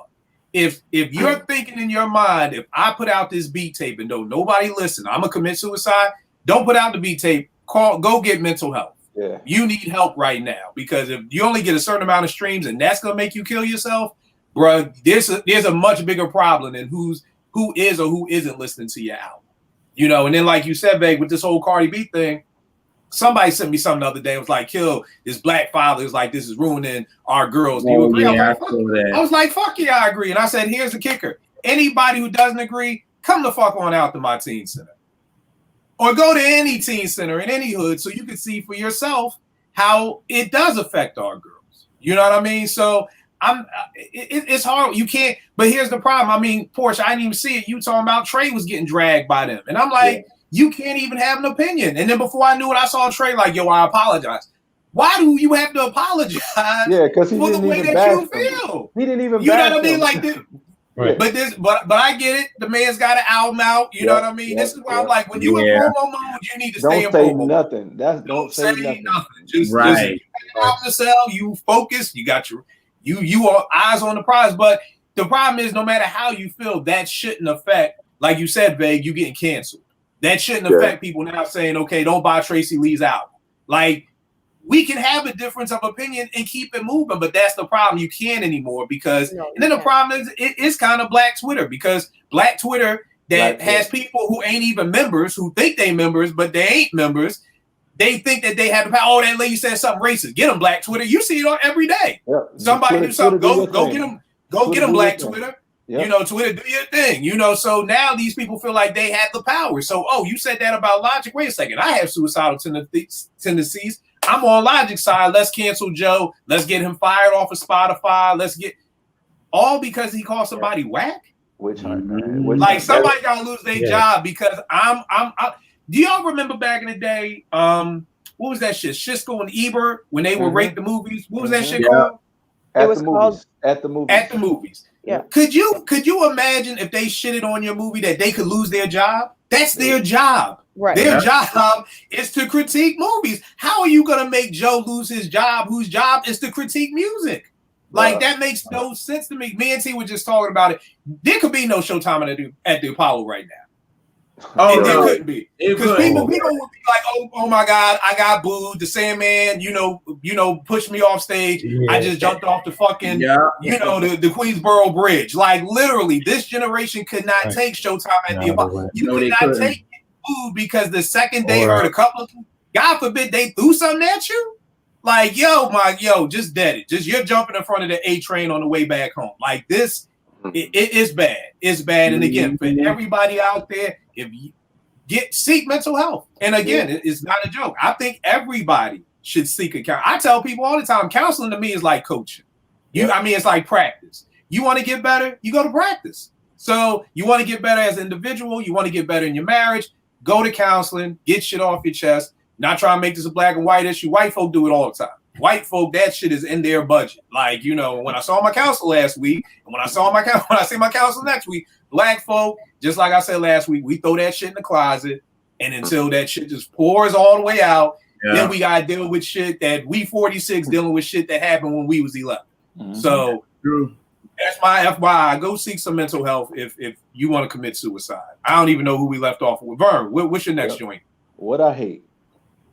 I would say about 70% of the people, rappers and singers, people talk about on timeline. I don't know who the hell they are, but I know more about who they dating, what clothes they wearing, they movement. I see them people talking about them, but I don't know none of their music. It's about it ain't about the art form of music. It's about creating a movement or a wave or a vibe, man. Put on a dope song and I'm gonna like it or I'm not gonna like it. But it's all the other ancillary stuff that's around them that's being sold more than the music, and I hate it. Nah, I feel you, bro. I totally feel you on that. I agree with 100%. that. Because I think it's the people are more in love with what you put off than the music. Content, You know what I mean? content. Like you sell your personality. Like that's the thing now. Like it started with Kim Kardashian. This chick blew up her family basically off of a sex tape. Yep. You know what I mean? When you look at what do any of these Kardashian chicks do, I just seen Khloe now is like the fucking spokesperson for headaches. Like when did we need a spokesperson for people who get headaches? You know what I mean? Like this nigga's job. She's like the spokesperson for like migraines, but it's the same shit to me. Like you're the spokesperson for headaches. I get migraines. We don't need a spokesperson. I tell y'all, fuck everybody else. You know who the real MVP is? Kris Jenner. That nigga is the real MVP. Because she has made 5 non-talented women become billionaires. So she's the real MVP. Fuck who y'all got in the bubble. It's Kris Jenner. Ask me who the NBA MVP is. Kris Jenner. Who's the NFL MVP this year? Kris Jenner. Who's rapping it? Kris fucking Jenner is the winner of every award that comes out. Eddie, what you got up, brother? Oh man, this next one it's for hip hop, but I guess it could be for R&B if it applies. But I'll just say low quality music, and how popular it's become these days. You know what I mean? Like, now, what's low popular? I'm old. What's low popular? What's low? What did you say? Low sound? Low quality. Low quality. And here's an example. I'm talking about all these lo-fi beats, all these drumless. And I understand drumless became a trend, but let me tell y'all something. Not everyone could be a Rock Marciano. Not everyone could be a DJ Muggs. Not everyone could be the guys who's doing it well. You know what I mean? And another thing is, RZA, and Wu-Tang came out in '93. RZA was extremely limited. You listen to 36 Chambers and then you listen to Wu-Tang Forever. There's a reason why Wu-Tang Forever sounds that much better quality, because RZA had better equipment, so we in the year 2020, you shouldn't be sounding like you made an album in 1991. Like we got a lot of old heads. They want the 90s aesthetic. I get it. There's a way to bring the 90s aesthetic with still having good quality, stuff that, you got these albums, you put in your car, they don't pass the car test because they sound like trash. They're mixed like trash. They don't bump. Like where are you gonna play it? You know, so that's my rant. That's my problem. I think it's two things with that. Number one, you got people who, you know, with record labels, we were blessed to come up in the 90s. So you have whatever you got out of D&D, Eddie Sancho was going to mix. So you knew Eddie was going to put that sauce on it and it was going to sound amazing. These young boys don't got no record labels. You know what I mean? So they mixing and mastering, you know, they go on the websites where you can master a song for $20 a song. You know what I mean? So I think that's a part of it too, is that you got everybody who's like, oh yeah, it's my record label, and they ain't got no fucking money. You know what I mean? Because people tell that all the time. You're like, yo, I look at they Twitter feed, oh, CEO with such and such records, but then want a free beat. Nigga, you CEO. Like, nigga, you can't give me, you know, change your bio. If you ask for free beats, put broke ass rapper, and then maybe I'll feel sorry for you, but you can't have CEO in your bio and not have no money. So I think that may be one thing. And the other thing too is the people who do have money. I realized, and I started seeing this a couple of years ago, when they would say things like engineered for iTunes. You know what I mean? Like that would like actually be on like the actual album when you would go into Apple Music or iTunes, because they know the majority of people listen to the music on our earbuds or in our Beat headphones. Not too many times do I go to somebody's house and they have have speakers. You know, maybe they'll have a Bluetooth or they'll have a Bose or a Sonos. But for the most part, I don't go to people's houses and they have music. It'll be like, yo, let me play you something either in the car or like, yo, here, put on my beats. So a lot of this new music is being engineered specifically to be played in these versus, you know, the way that we used to listen to music. But then I also agree too, this whole lo-fi, like I didn't even know what the fuck that was. When people were like, oh yeah, that new lo-fi sound. I'm like, the fuck is that? Like, how is this a genre? Like, but yeah, so I'm with you. Next up, I got features. God damn it, what happened to solo albums? What happened to you are a solo artist and you actually, God forbid, rhyme on every song? You know what I mean? Like, I really would love to hear 3 verses again. I tell people this all the time, like 3 verses, if you've ever written a paper, prayerfully somebody has. The 3rd verse is like in conclusion. It's the part that kind of ties it all together. Like it would, if you listen to I Gave You Power and you take off the 3rd verse, you're kind of lost. You're like, okay, what happened? Now it's like, what happened with the gun? Or Song Cry, Jay-Z, take off the 3rd verse. You're like, okay, Jay, so what happened? Like, what the hell? Like, you need that 3rd verse. And somewhere along the line, I mean, I think it was just once hip hop kind of opened up, because for a while we all know hip hop was all New York. You know what I mean? For years, I got shitted on being from Philly. You know, now nobody cares where you're from. So if I'm from Philly, I would need my stuff to sell down south. So I got to get 3 6 Mafia on my album. You know what I mean? And I got to get, you know, some Atlanta people on my album. And I got to get some West Coast people. So I feel like, yo, I just would love to hear just an album. And this is another reason why I love Stove God Cook's album. I can't, well, outside of J. Cole, I can't think of anybody else who actually has an album where there's no guests, where there's nobody else rhyming but you. And I miss that. I miss being able to pick up an Eric B. and Rakim album and kind of just know I'm gonna just hear Rakim. Has Rakim even ever had a guest on this? I don't even think he's even had a guest MC ever. Like you pick up Rakim and you know it's gonna be Rakim. You pick up Kane, maybe you'll hear Biz, maybe you'll kind of hear somebody from that crew, but you know, so that's what I miss. Beg, what were you gonna say? I was gonna say that when you look at, like, when we was talking about anticipation of albums being bigger than the actual album, even when you look at publications that report on track listings before the albums come out, that's like, if it's not in the first line of their stories, in the second line, that, whoa, look at all these features. Like, it's almost mandatory now, because people want to see who you have on their album. Like Westside Gunn, like you said, been putting out joints. But Pray for Paris had all these features, and it was like, now there were people reporting on it who never paid attention to him. Mm-hmm. You know what I'm saying? And it wasn't like he wasn't already on Shady Records, or he didn't already have the Rock Nation situation. It was the features, and even he knew that. That's why it was like a different approach and all of that. And I don't even know what it is today. I don't know if maybe that's a thing where, I don't know, maybe it helps the sales, because then again, people like us, we looking at the whole album, whereas, you know, Shorty might be looking like, yo, I like Lil Baby, and he on Westside Gunn joint, I'm gonna go get that single. So they probably just trying to grab bread in any way they can get it, even if this one fan is just grabbing that one song. So it's like it's annoying. I mean, it's dope when it works. Like when it sounds good, I don't have a problem with it. But I agree, it's like you're not getting anything intimate from the artist when every time they drop an album, it's featuring a ton of people. It's really just let's see who verse sound good or who verse is better. So sometimes I like it, sometimes I don't.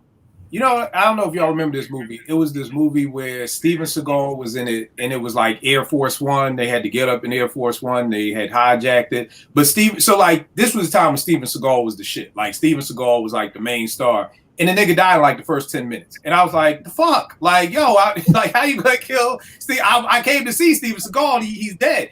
That's how I feel about these albums. Like, I want to hear Conway. I literally want to hear, I like you. It's like, I want to hear you rhyme, but I want to, and I can't because I'm thinking you're the main star, but you're really like the co-star. You know what I mean? Because I want to see, I was about to give a horrible stripper example. Forget it. All right. Not one of them killer. Right. Just now, that was about to happen. So, y'all know if you want to go see Diamond and Diamond ain't there, and like Sapphire there, like you like, and I'm here, so I gotta stay. But Diamond's not here. It's kind of like. Here go a better analogy. When you come to visit a church, and the pastor thank you, Bird. Thank you. And you find out same thing. Thank you, Bird. That's a good say. But you know what? I'll be 100% honest. That's literally, we used to go to church, First Baptist Glen Arden out here before they moved to the big church. They was in the Seconders church. And we would pull up for 11 o'clock service and we'd see all the parking spaces. Me and T like, Pastor ain't here, is it? You already know, because if he was here, it'd be parking spaces. So it's like we staying? Like, I don't know. So thank you, Bird. Much better example than so. But yeah, I just, if I'm buying your album, I get it. It's the business. But, I just always am left with, that's why I love what Fab does with the soul tapes. Like, I get it. You got to do those stuff to get your page. You got your big house. You got all that. Just give us fans something. Just give us something to hold us over. So Conway, even JR, I'll take a Conway 5-song EP with just him spit. Like, just give me that. You know what I mean? Right, and then I get it. You got to get the baby. You got to get little baby. You got to get the big baby. I understand you got to get everybody else up under here. So I get it. But give me stuff. Because I was like, wait a second. There's a little baby and there's a da baby? Like, what? Yes. Right. They're not even producing names anymore. Like, I give up. What's up, Ed? So regarding the whole feature thing, right? So RJ Payne, he dropped this more recent album, which he dubbed the feature album. So you feel like he got that out the way. These are all my features. So my next joint is just going to be me. Right.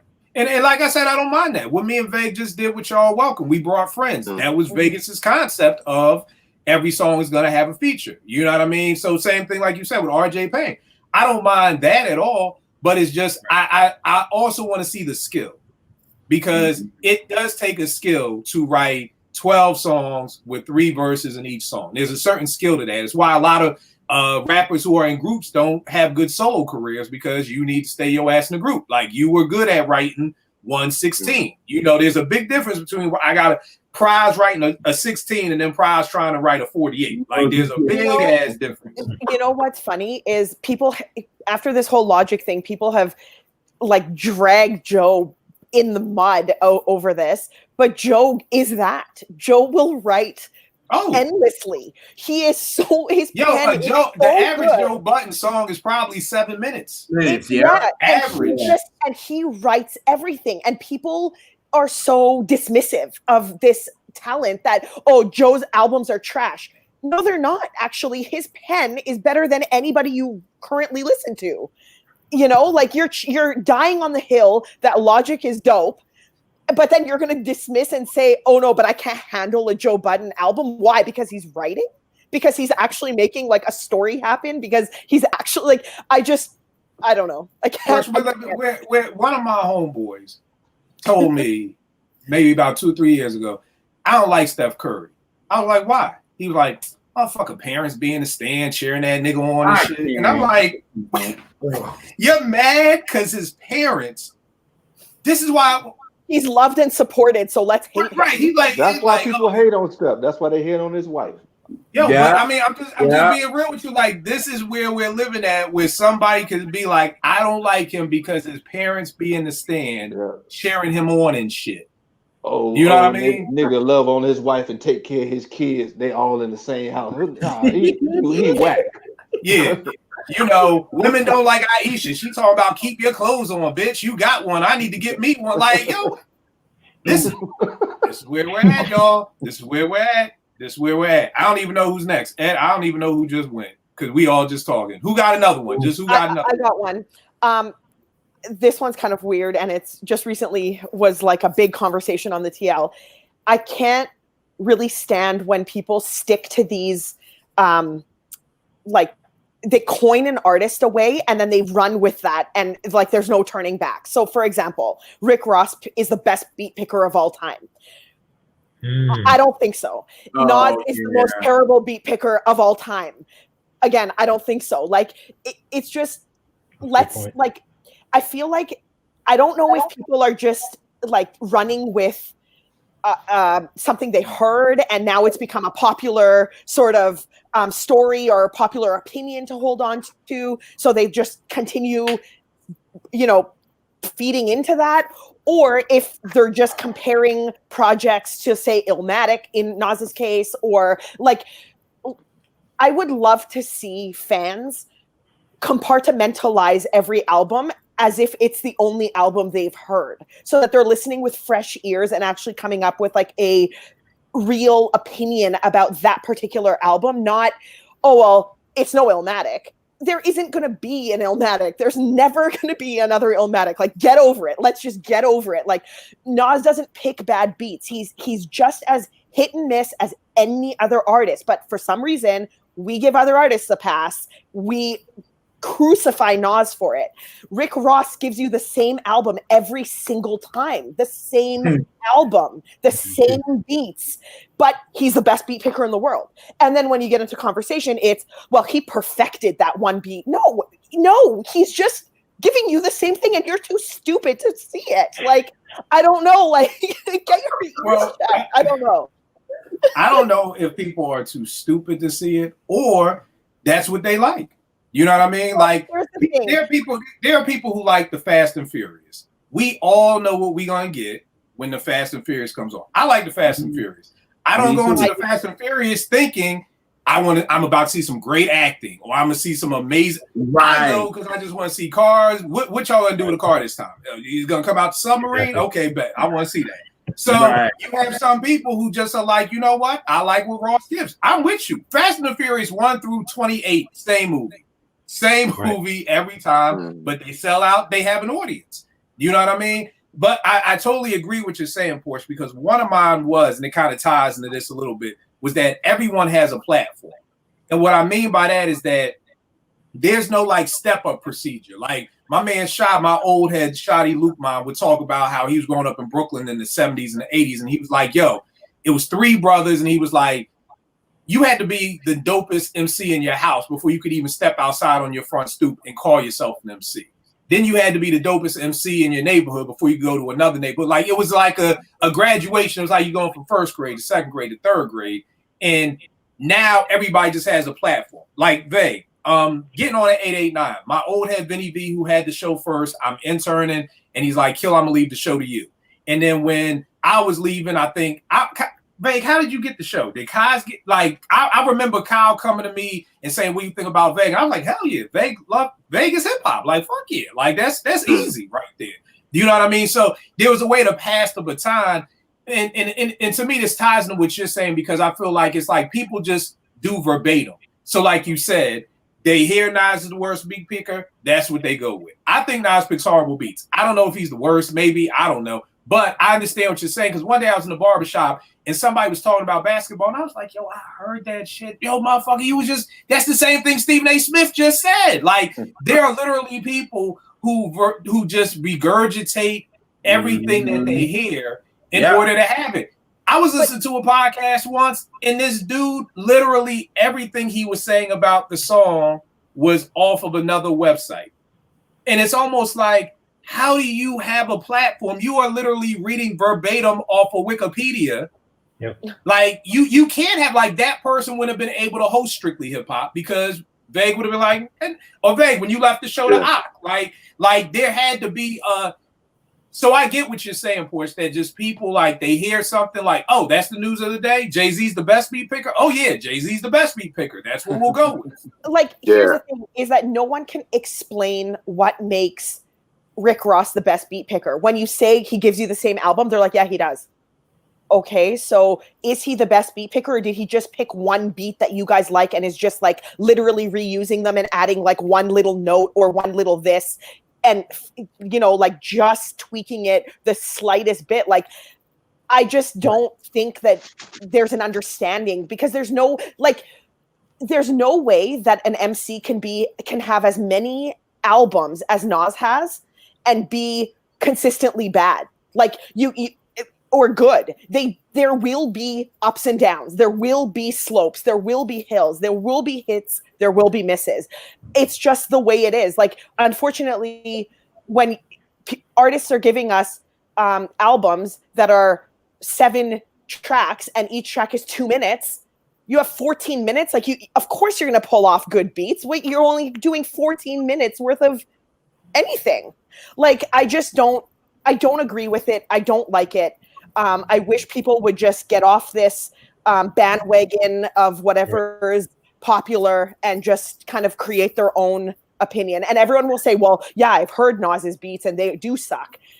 Okay, but they're not any better or worse than Jay's. Like, Jay just gets a pass. Okay, cool. Just say that. Hold on for a second. What were you going to say, babe? Yeah, I kind of had something similar. It's like it's a hot take culture. And it goes far beyond hip hop. You know what I'm saying? I see it with video games. I see it with movies. Sometimes it's sports. I see with books sometimes. And it's more so about everybody think they're a content creator. You know what I'm saying? Everybody's a content creator now.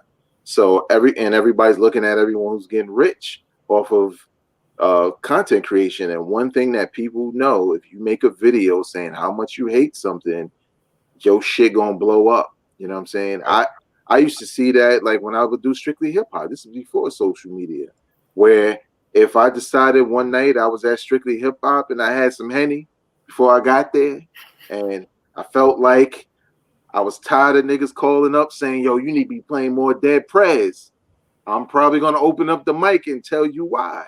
And it wasn't against Dead Prez, but it was just a simple fact that I got feedback, like people enjoyed that. And I was like, wow, I don't want people to like my show because I'm hating something. You know what I'm saying? I want them to enjoy it for what I'm presenting. It don't take shit for me to produce a show on something I hate. I could do that. But it's the same thing. Like with Rick Ross, I mean, I could make a case for Rick Ross, and if for damn sure ain't all the beats sound the same, but I for damn sure wouldn't call him the best beat picker ever in hip hop. Right. Same thing with Nas. I feel like he's dodgy sometimes, and I don't think it's picking bad beats. I think it's just disappointing because with Rick Ross, he sounds good over certain types of beats, and he knows how to pick the beats where he sounds good over them. Yep. Whereas with Nas goes with what he likes. He don't give a fuck what Vlad thinks. He don't give a fuck what all them people on Twitter and everybody thinks. He thinks these are the records I want to make. This is the beat I'm feeling. This is what I'm feeling artistically.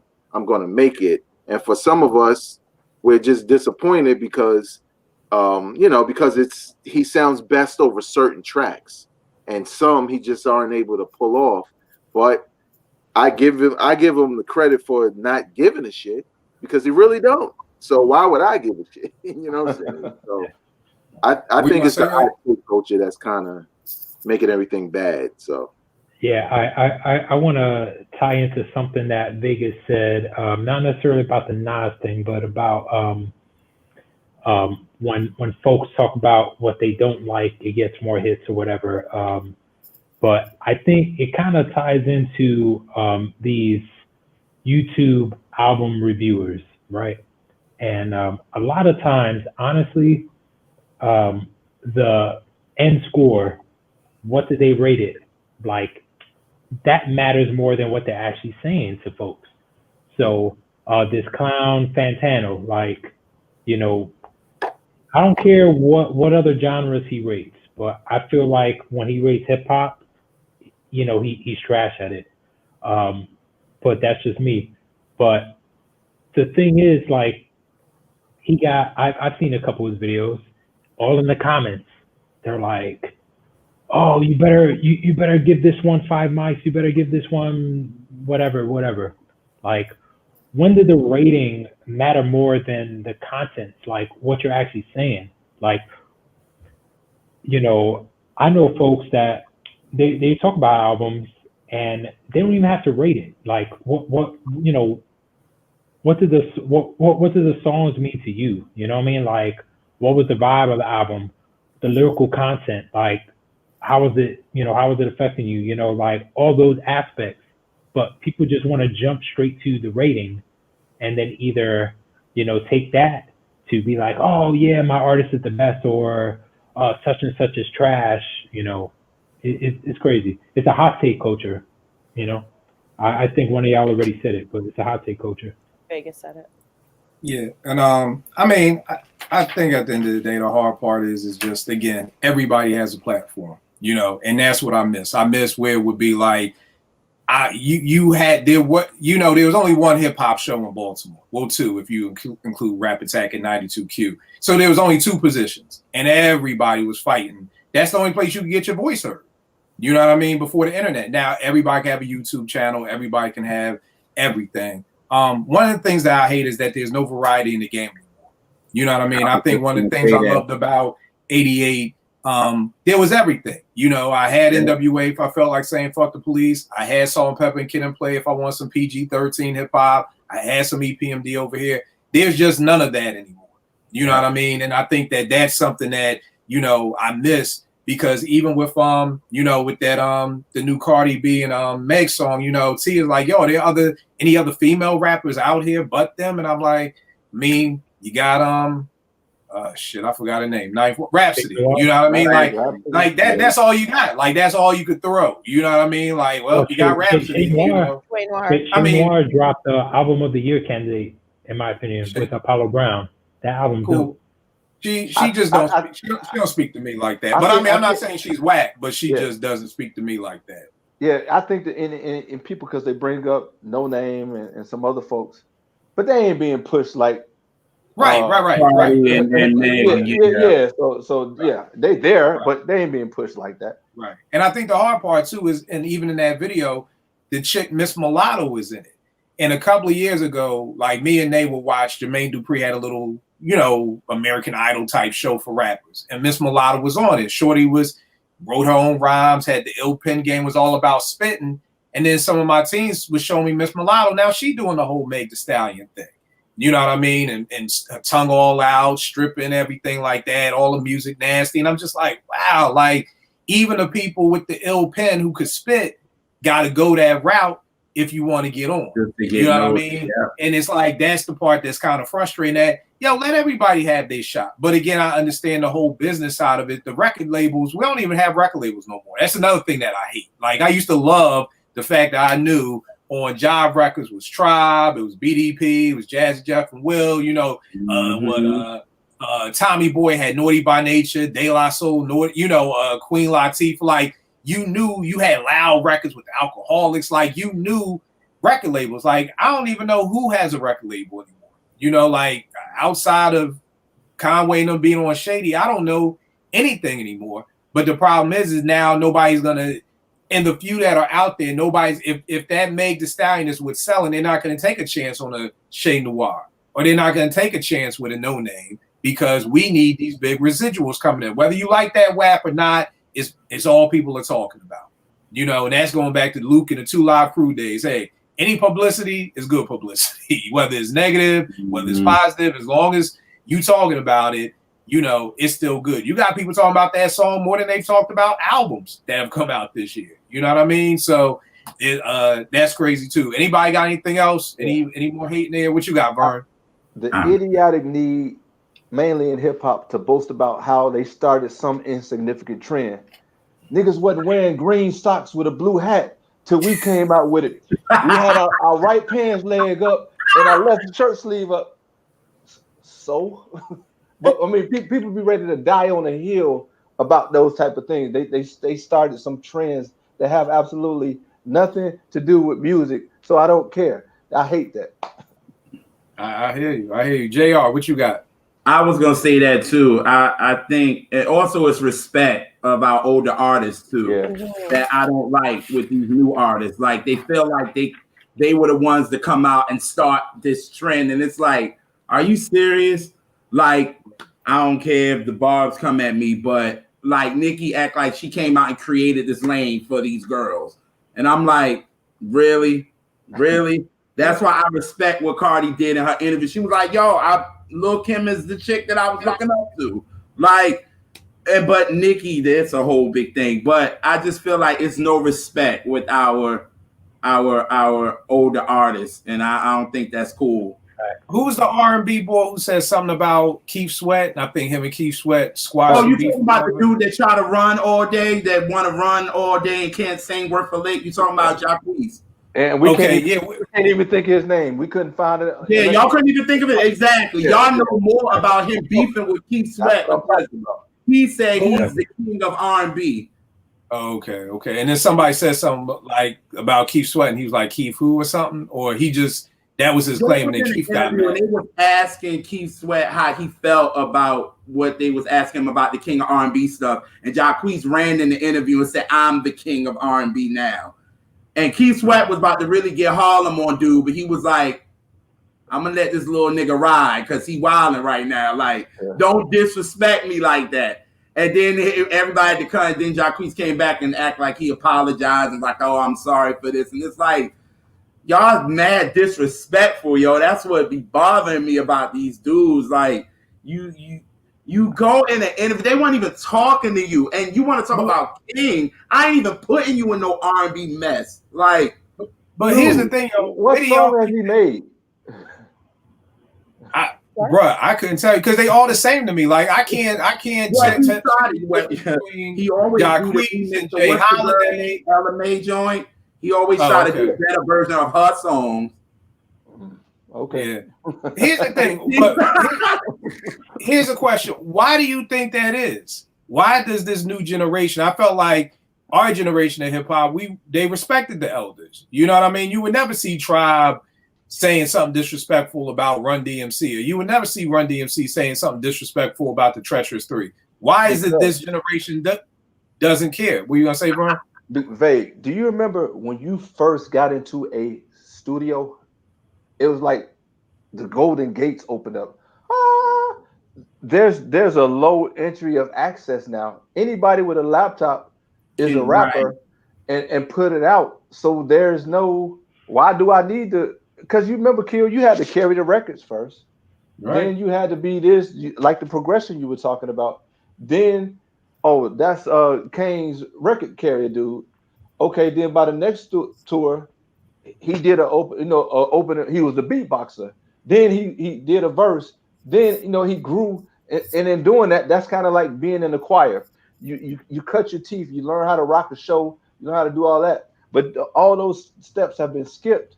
So yeah, I don't care about you. I don't even know about you named the legend that came before me. I don't know Stevie Wonder's discography, but I'm an R&B singer. How does that work? I don't know about I diss Kane or Rakim if I know about them at all. But I'm the hottest MC out, so I don't need to know that. But I'm making way more money than you. So how you gonna tell me, that he's more legendary or better than me because I got Bentleys and all this stuff. So that ties into it. The money and the business and the fame has overshadowed the skill and the craft and the respect of the game. There's no artist development. That's the problem. Yeah. There's no artist development. What were you gonna say, babe? Oh, I was going to give an example that kind of ties into that because I mean, like there was a point where, like not completely, obviously, I would defend some of it because I had friends who were dealing with getting older and they wasn't the young cat no more, so they would always like shit on young cats. But then I had a revelation when I came back to Strictly Hip Hop, like in 2015. I was, hosting remotely, but I had interns that were up there, you know what I'm saying? Like, pushing the buttons and stuff like that. And some of them, I had them doing things live on air. And, I was giving them all kinds of instructions and, this is how the show going to go down this week. I need you to do this in this break, you know what I'm saying? Play this, blah, blah, blah, say this. And, I would stay up and listen. And like every Friday, I'd be listening and I'd be like, what the fuck? What the fuck y'all doing? And, you know what I'm saying? And what I realized is after a while of constantly doing that every week, having meetings with them, they kept saying the same thing over and over. Like, when we going to see you? And I'm thinking like, man, fuck seeing me, do what the fuck I say. You know what I'm saying? And I was like, and if you see me, it's going to be a problem. And it was funny because they couldn't listen to my instructions because they needed something more. Like I was giving them all the knowledge, all my experience, all my history through instruction. You know what I'm saying? This is how you do it. This is how you say, okay, you messed up on that. This is how you should say it next time. Listen to yourself after the show so you can learn your mistakes. I was giving them all that shit, but that wasn't enough. They just wanted to see me. So when I got up there, it was like, oh, well, we see you now. You know what I'm saying? I see your brand is like my brand. And I was like, I don't know what these little niggas are looking for. You know what I'm saying? Because, like, for me, like you said, with Kaz, like, I interned with Kaz. That was my first internship in radio. I watched everything he did. He was the example for my announcing, for me in programming, everything in radio. And I ain't never questioned him because it's like, well, nigga, you had a fight yet? Like, I have no dumbass other reasons to like him other than what he was already showing me, you know what I'm saying, or to listen to him.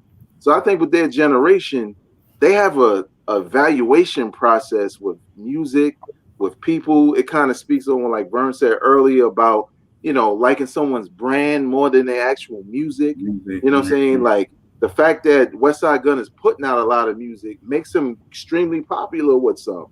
We looking at, well, is all that shit good or not? Like, you know what I'm saying? We evaluating the product. They looking at the distribution. Like, oh, well, shit, he putting out all of this, man. I'm with him. I like him. I'm going to follow him. I'm going to buy his shirts. And it's kind of like they don't, even with that, like, let's say, even with that, them liking that part, right? They don't do it themselves. So if he's an entrepreneur and that's the part you like about him, and you a CEO, like you said earlier, Kill, why you need free beats? Like, don't you have the example of what you like? So it's almost like, well, you know what I used to say? Well, I say to my son, he's 18. He's in his second year in college. I just told him, I was like, yo, no disrespect. I know you probably got a friend or two that's older than you, but them niggas is going to be the homeless of your generation because they're stupid. So you can't be like them. You know what I'm saying? Like, pay attention to the people that are talking to you and teaching you things, because you're going to run into some of those same things. Some of these cats can't be saved, unfortunately. Social, like my wife says, social media is the devil. I don't believe that shit, but that's what she says. Yo, I guess it's just heartbreaking because you'll have the people who say, well, old heads, y'all ain't teach us. And I'm like, I'm teaching every day on Twitter and y'all motherfuckers don't listen. Yeah. Y'all want to argue. Like I said, my thing, I watch the Temptation movies. I call my mom with a million questions. I didn't call my mom. I didn't watch the Temptation movie and then call my mom like, yo, I know more about, like, it's like they read a book and then they want to challenge you. And it's like, no, read the book. That's good. But now then come talk to an old head and get more knowledge. Yeah, but it's like this generation doesn't want. So I'm like, y'all can't have it both ways. You can't cry that we're not teaching you. And then when we try to teach you, you don't want to listen. Yeah. Like what card are you playing? You can't be a Mets and a Yankees fan. Nigga, pick a team. Like, so if you want to be the person who's like, you a Mets and a Yankees fan, JL? Huh? Oh, no. Oh, the way you look, like you can't. No, I've never met a New Yorker who was a Giants and a Jets fan or a Knicks and a Nets fan. You know, it's usually one or the other. You know, yeah. So I'm like, you can't pick. So which one is it? But if you want to get taught, like listen, you know what I mean? Like it's crazy. This cat reached out to me today, like, yo, I ain't trying to be weird or nothing, but I really need somebody to help me, like mentor me with beats. Would you be down with that? I ain't trying to come off as strange. And I'm like, bro, it's all good. Like, yo, I have my old ass mentor me. So it's all good. I appreciate that.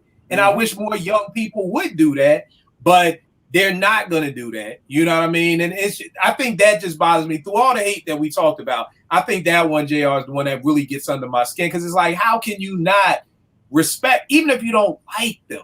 How can you not respect? Of course, you said something the other day. You said DJ Quick is a legend, not just a West Coast legend. Yeah. And I'm like, I agree. And I'm not a Quick fan. Like, that's the thing. Like, you have to be able to get outside of yourself to understand. Yeah. Just because I don't like Quick, it's not like I just never listened to him. But yeah, he's a legend. Like, you know what I mean? Where nowadays, if you don't like somebody, like you said, Pac is trash. You know what I mean? It's like, yo, you don't have to like him. You don't have to like his music. It may not speak to you. Like Eddie was just saying. Acknowledge it. Because acknowledge it. Right? Like Eddie was just saying with Shay Noir. I'm not saying she's whack. She's dope. She just doesn't speak to me. It's like, you know, there's nothing wrong with her, but she doesn't speak to me. But if I say that, then people are like, okay, don't like Shay Noir. That's not what the fuck I said. Yeah. I said she doesn't speak to me. She's a dope MC. I'm glad she's getting her shine because we need that shit. You see what I'm saying? But it doesn't speak to me, and that's okay. But people can't take what it's kind of like that time with JR, what you were saying with Stans. When somebody said, Kill, I thought you rocked with Griselda. Why did you give Benny a 4.5 and not a 5? You know, and that showed me like it's like, yo, if you rock with Griselda, everything is a 5. And I'm like, that's the problem. That's the problem. Like, yo, and I wouldn't even want Benny and him to follow me. If you want me to give you a 5 on everything, then don't follow me because I can't be that dude. And to me, that's whack. Y'all niggas from the streets. Why would a street nigga want a nigga sucking his dick? Like what kind of street shit y'all come from? I don't want nobody on my dick like that. Like just anything I do, buy it. But I don't. So it's that stand mentality that I've never. Again, that goes back to that. You know, people need love. People are lonely out here because it's like you could be a fan. Like I said, I was the biggest Big Daddy Kane fan. That nigga freed dark skinned niggas. I have nothing but love for Big Daddy Kane, but that Tasted Chocolate was whack, and we called it whack, and we said, yo, that shit is not good. Burn the Daylight last album. That shit was whack. Like it just was what it was, but it was like, yo, I'll be here when Kane comes back with another album, right? You know, but nobody said, oh, you hating or you this or you that. When you're a stan, you are all in. You are riding for this person better than you riding for your own brother. You know, my only thing is like, what do you get out of it at the end of the day? Do you get a free ticket? Do you get a backstage pass? Do you get an autographed CD? Like. If anything, I really think half these artists be like, yo, look at these motherfuckers out here on my dick. They probably don't even like y'all. To be keeping it real with y'all, they probably look at you like these pathetic ass niggas out here sucking me off. So it's just like, what do you get? This is why I don't want to debate with people over music. If I finally convince you Big is better than Jay-Z, what do I get? A fist bump emoji? Like, nigga, I just wasted 3 hours out of my day from spending time with my daughter or making a beat or writing a script to convince you Big is better, and all I get is an emoji? Like, nigga, if there's a bag on the table, we could debate all day. But if all I get is to say I made somebody change their mind, what's the point? Eddie, what were you gonna say? I got one more. It might be controversial. When you hear it, you'll see why. So what I hate is how, you know, any MCs and rappers who, you know, meet their untimely demise, you know, they pass away early, you know, got murdered, got killed, whatever the case, you know, or overdose, they get elevated to legendary status, even if they don't deserve it. Now, I have no problem with celebrating life, celebrating their career, you know, pay respects, you know, when they pass, you know, like Mac Miller, you know, it probably put a lot of people more onto his music. You know, he got that album that came out, like, he ain't bad. Like, he got cool stuff. Is he a legend? No, absolutely not. Like I saw in a Twitter discussion about Stack Bundles. I talk about he's a legend. I'm like, can y'all tell me a Stack Bundles song? I didn't know Stack Bundles was an artist. Sorry, Man, I thought that's- Stack Bundles was and a the term. thing is, you know, they're talking about, oh, well, he was in these mixtapes and he was going to be the next Big L, he was going to be the next XYZ. I'm like, okay, but we don't grant legendary status off of, you know, potential, you know. Yeah. Like, where was his album? You know what that shit is like, Ed? That's like, God forbid, like maybe you're in college and you pass away and they give you an honorary degree.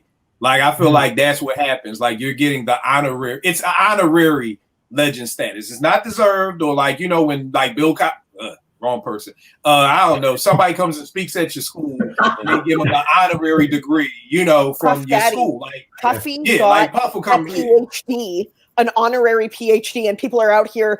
Player hater degree. Puff Daddy is a doctorate, and I was like, "Are you outside of your fucking mind?" Like, Yeah. I'm sorry, I don't think- swear, but to give Puff Daddy a PhD status, this guy did not go through med school. Sorry, Yo, he did not it go through doctorate had to be. program. It had to be from the whole, like Eddie said, the player hated degree. It had to be. I pray to God some professor just liked Big and was like, you know what would be dope? Let's give Puffy a PhD. He Like spoke at a something. university, Was it and then it was was it an Howard? honorary PhD. Yeah, I don't know if it was Howard. was at It was Howard. university. Oh, okay, well, I mean, it's Yeah.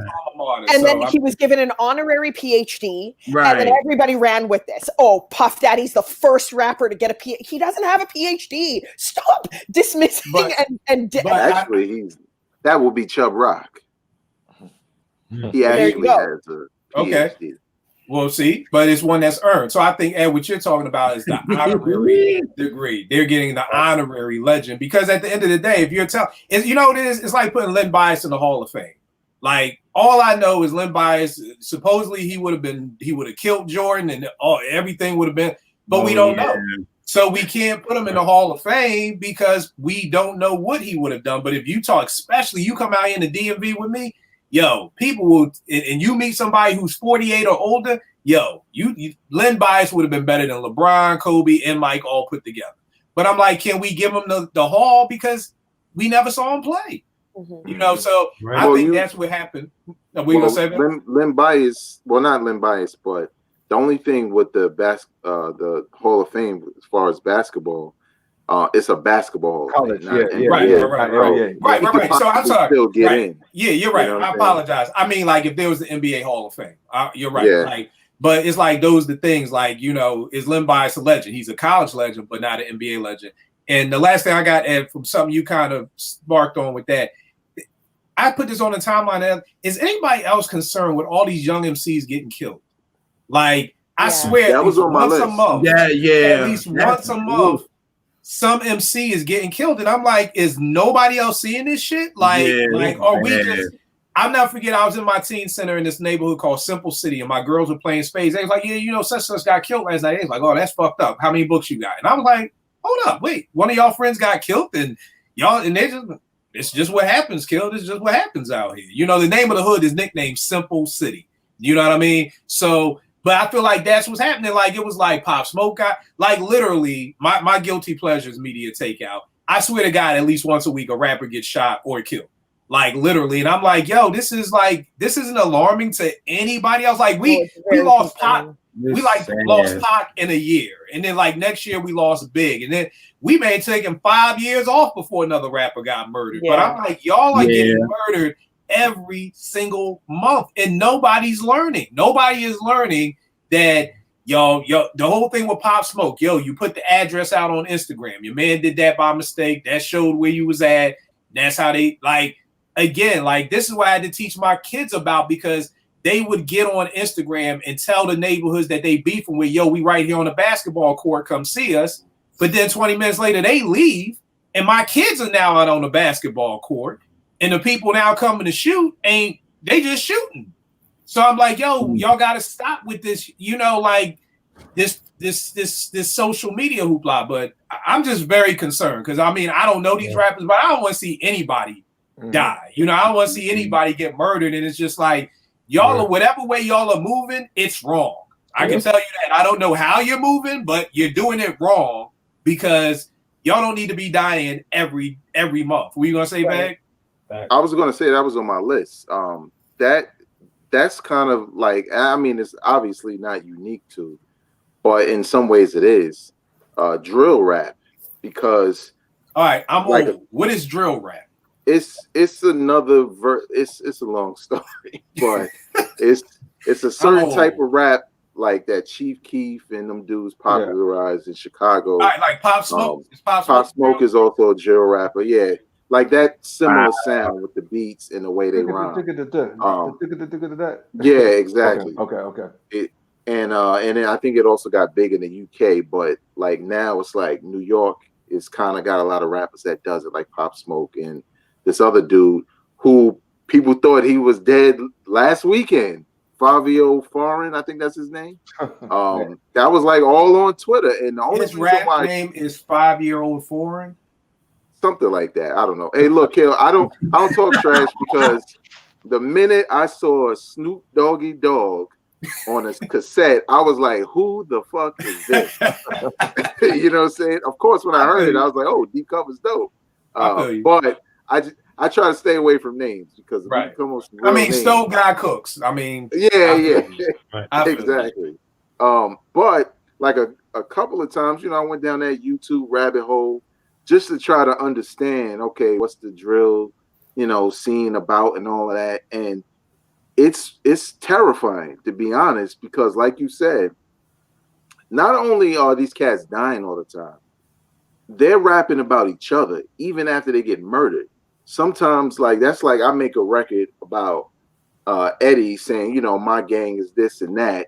Eddie killed me, and then in his new record, it's not even a diss record, but he mentioning killing me, and he actually did it in the rhyme. And then somebody from my crew killed Eddie, and then they make a record and a video, and these dudes are making money off of it. They're not leaving the hood. You know what I'm saying? Which is why in most cases they get murdered. They're definitely not leaving their hood. But when you look at the comment section, it's just like your kids. Like it's like a part of the game, really. It's a part of put out. So there's no like when Big died and everybody's like fucked up and like the world stood still. It's not that with like you're saying in the comments. No, it is. That's the scary part. It is, but it's accepted. Okay. We look like when Big and Pac died, we can't even listen to rap. You know what I'm saying? I can't listen to rap right now because I'm affected. With them, it's just hard for the course because one of my homies said, these dudes aren't making diss records or battle records, they making death threats. And they see them shits through. And then they come out with records talking about the shit. And when you go down that rabbit hole on YouTube, all you gotta do is click on one, and then you'll just see how many cats, young too, nobody over 20. Like everybody's teenagers, 16, 19. The dude that died last week, I only knew him because I knew he was friends of two other rappers that died. Now he dead. You know what I'm saying? So I had that on my list because it, for one, gives rap the name that everybody tried to label it as far as it being an influence of violence and all of that. But now it's to a point where it's so desensitized, and a lot of the people who make content on the internet are nowhere near any hood.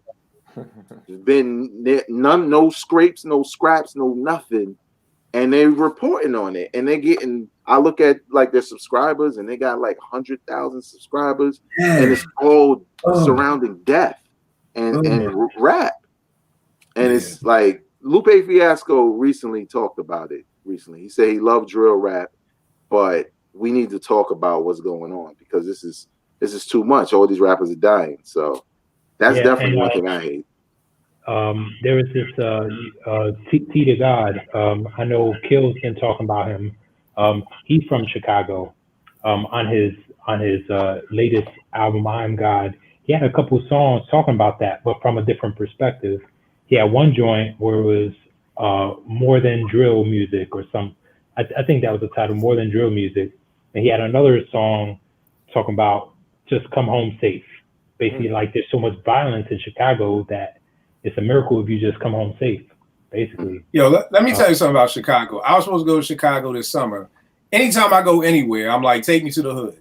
Like when I went to LA, I was like, take me to Compton. I want to go to the Marathon store. Take me to the hood. Say anywhere I go. Chicago, nigga, take me downtown. I don't want to go to any hood and nowhere near Chicago because them niggas is off the fucking chain out there. My ass is staying right in downtown Chicago. I'll give me a deep dish. I'll go see a Cubs game, but I'd keep me away from any hood in Chicago because that's a whole nother. I don't even know how that shit even exists, to be honest with you. The way cats are getting murdered and have been getting murdered out there for years, years that they've been getting murdered. So it's crazy. So prayerfully, everybody got a lot of hate. I got one more. You got one? What you got, Vern? Yeah, I got one more too. What you got, Vern? For once and for all, nigga, you don't have to talk about Illmatic every week on the TL. Thank you. Somebody said. Hold up. Oh, please. We know it's a great album, one of the greatest albums ever in hip hop. But you don't have to prove that's like your hip hop card. Illmatic. Yes. There were other great magnum opuses that were made in hip hop besides Illmatic, and if you don't mention it, your membership will not be revoked. Vague won't slap you. Get you some more content because Illmatic talking about Illmatic don't make you more hip hop. So that's mine. Please find some other topics. Okay. Yo, it's so funny because I trying to this writing thing. This guy's offering a thing. I can't pronounce his name. I got his book down here somewhere, but he was like, you could write about your favorite album or whatever like that. So I sent mine in and I was writing about Ultramagnetic's Critical Beatdown. I said, man, Naomi was like, you think you'll get picked? I said, probably, because everybody's going to be writing about Illmatic. It'll be 84,000 Illmatics and like one Critical Beatdown. It'd be like, I'm going to pick him just because it ain't Illmatic. So, yeah. And the sad part is I could see Nas really being like, can we never talk about this album again? Right, like, right. I've done so much more. He has said that. He said like he's not talking about like we've done Illmatic to death. I've got another like 9 or 10 other albums that we could start to talk about, but I want to say that that kind of it kind of goes to once I was supposed to be doing some beats for Idris Elba and his manager Rondé was saying that Al Pacino had told him about how he's always looked at as Scarface and how it's like a curse. Because Al Pacino's like, I've done so much else. And that was one of the reasons why Idris left The Wire. Because he was like, you're doing Stringer so well, you don't want to get typecasted and all you are for the rest of your life is Stringer Bell. And I think that's kind of like maybe Nas like, I've done so much else and all y'all want to talk about is Illmatic. Right. It's like I think Taraji Henson was like, I'm really about to win an Emmy for Empire. Like all the other great shit I've done. Y'all just know me as Cookie and y'all just know me as Cookie. Like, so and it's bad when it's something bad that you're being honored for. It's even worse when it's something great, but you're just like, can we let it go? Like, please let it go. JR, what would you have? My last one is this. I'm sick of the narrative that somebody is always going to bring R&B back. I'm sick of that. I'm sick of that narrative. It gets on my nerves. It's like, R&B ain't going nowhere. It's here. Like, and then we got things that's online. We got all these websites and publications and everybody doing this. It's like, R&B is sitting right here. Stop with this narrative. Like now y'all see that Adele is working with Raphael Saadiq, which I'm happy Raphael Saadiq is working with her. But whoa, he is? Yeah, he's working with Adele. Oh, for this new album? Yes. I was worried because she's skinny. It's like Big Luther and Little Luther. I was worried about Little Adele. I didn't know if Little Adele still had it, but she just got divorced, so it's gonna be about. Yeah, she got. There you go. It's gonna be about. So it's gonna be about that. But it's just annoying that it's just now it's like, Adele's gonna bring R&B to where it is, and I'm like, no, she's not. Like R&B is fine where it is. I mean, at the end of the day, mainstream ain't respecting it like it should. Right.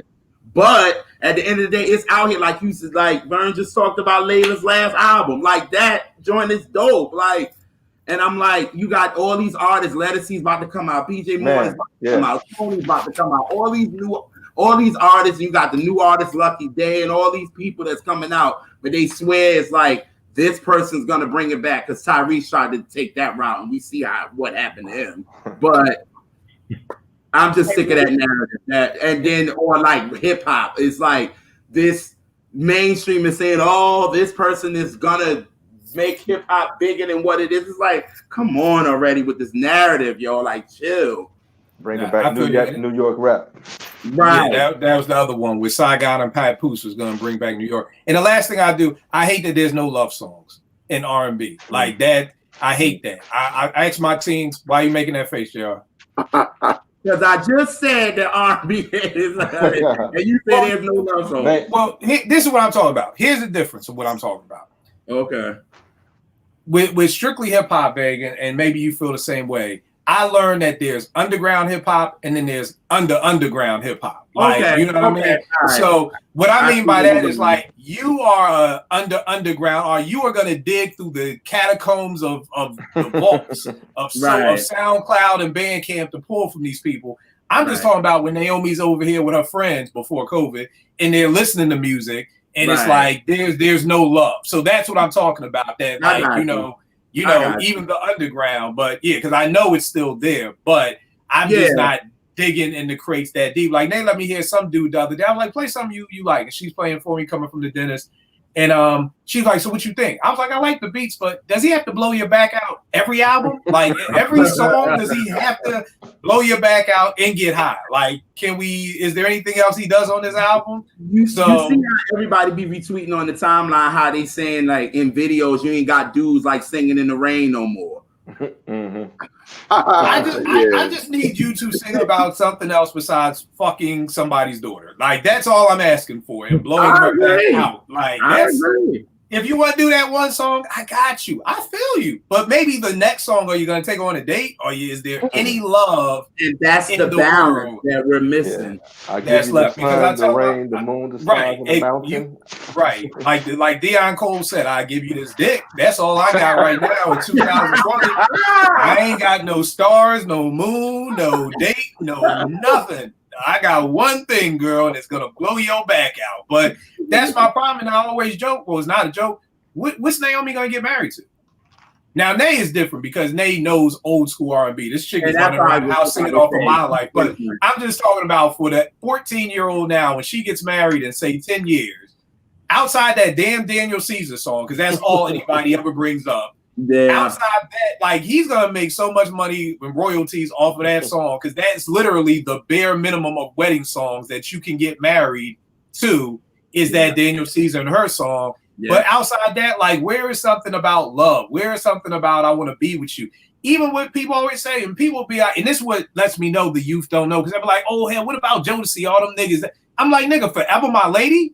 Come and talk to me, like stay. And love and the promise that are love songs. I want to love you for life.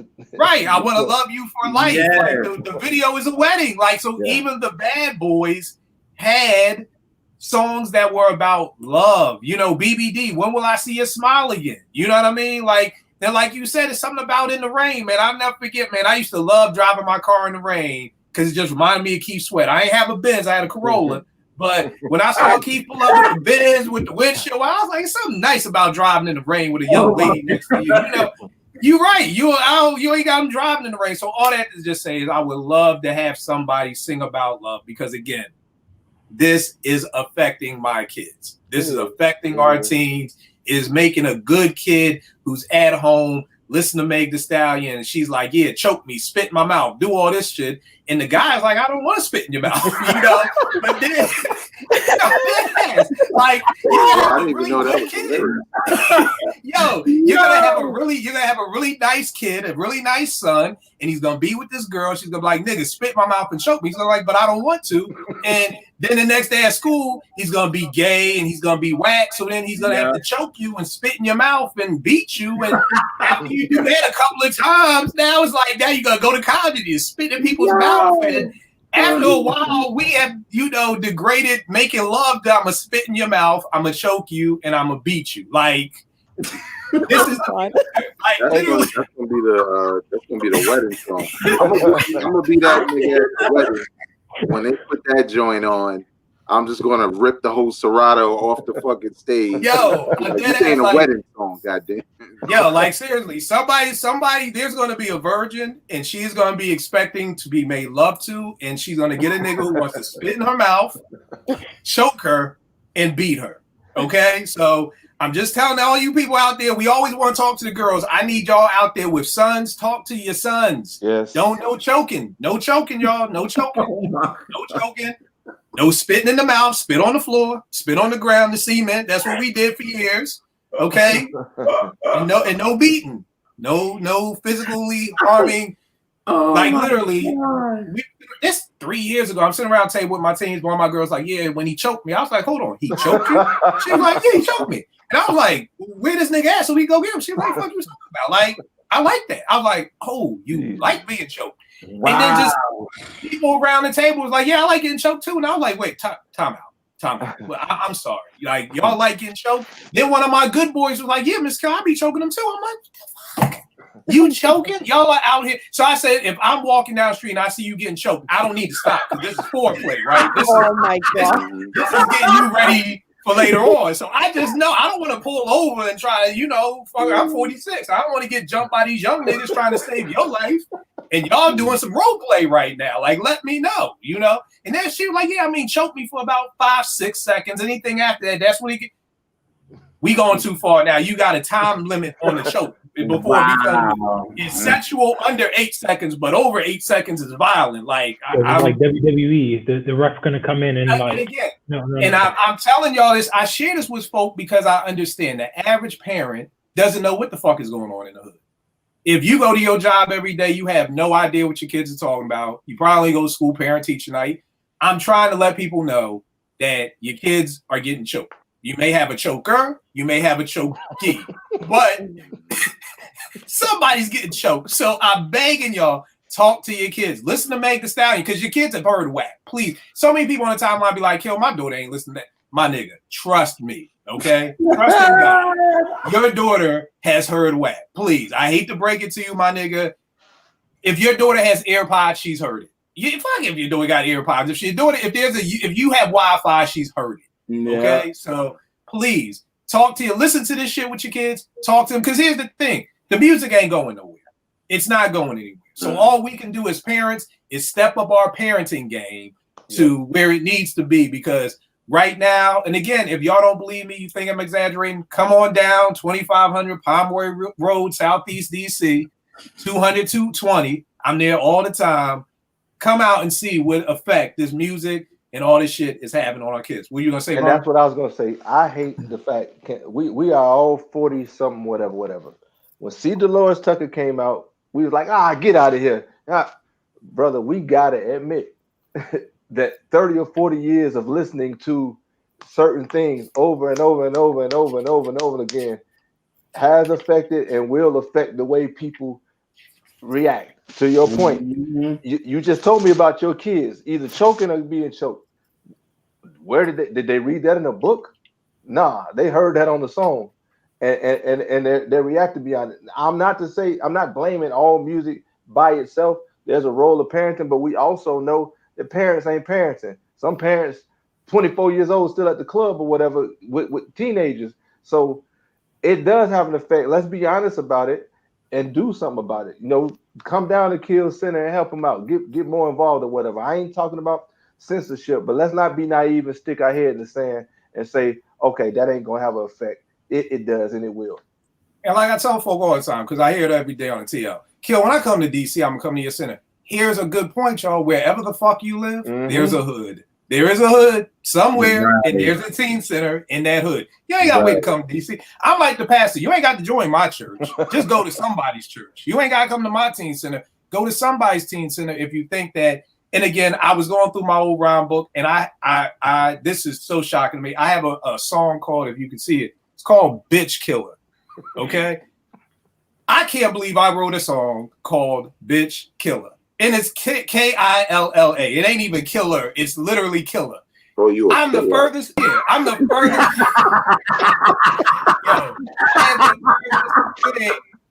Or the furthest person from a bitch killer. But this was years of NWA. She swallowed it. This was 100 years of bitches ain't shit but hoes and tricks. And this is what came out. And this is probably when I'm 19, 20 writing these rhymes. You know, so it does affect it. I'm not with censorship. The one thing I will say too, what I hated about C. Dolores Tucker is that we always give music the bad name. It's TV too. It's TV too. Yeah. So, but a lot of people just love to be like, oh, that hip hop is the devil. No, the devil was here before hip hop. Hip hop only been around 40 some years. Devil been here a much longer time than 45 years. But you can't be having your kids watch Empire and the games we play and all this shit that come on every night and don't expect your kids to be out here wilding. But that, I'm off my high horse. All right, Eddie, give them everything good, brother. Where can they get at you for more hate? I'm on Twitter at EddieD80, and I'm on Instagram at Eddie Got Soul. Vern, where can they come to get you a house while you hating on people? What is my at V DeLone Closer on Instagram, V Chandler 10 on Twitter. You are a bad man. You are selling homes in a pandemic in Atlanta. Right. Like, yo, you are a bad, you Kid Hood, man. You are a bad man. Because, man, I said Vern ain't playing out here. He ain't letting. I feel you. I feel you. No grass grow under my feet. Nope. I feel you. Veg, where can they get at you, good brother? All right, you can follow me on Twitter and Instagram at Vegas World INC, as you can see right there, if I can line my finger up and shit. Also, you can check out my podcast, Hip Hop Now Podcast, available wherever you listen to podcasts. And I just want to say a quick disclaimer: social media. I know we talked about a lot of hate and opinions and stuff. I don't give a fuck what y'all think. You can at me on shit. I say what I want. If I just like your shit and don't respond to you, I'm being nice. So I'm just giving you a warning. Just speak your piece, and keep going, because you do not know me. All right. Don't say what you want. That ain't the smoke you want. Trust me. Yeah, like just chill. Just calm down, shorty. You will hurt your feelings. Yo, JR, what's up? Where can they get at you, man?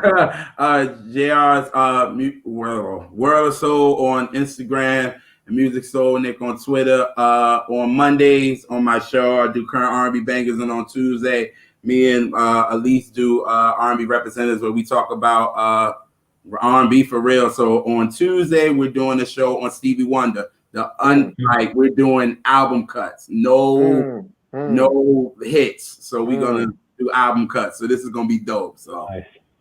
All right, no doubt. Porsche, where can I get at you? Twitter is at Chershayla Porsche. And everybody, she likes Troy.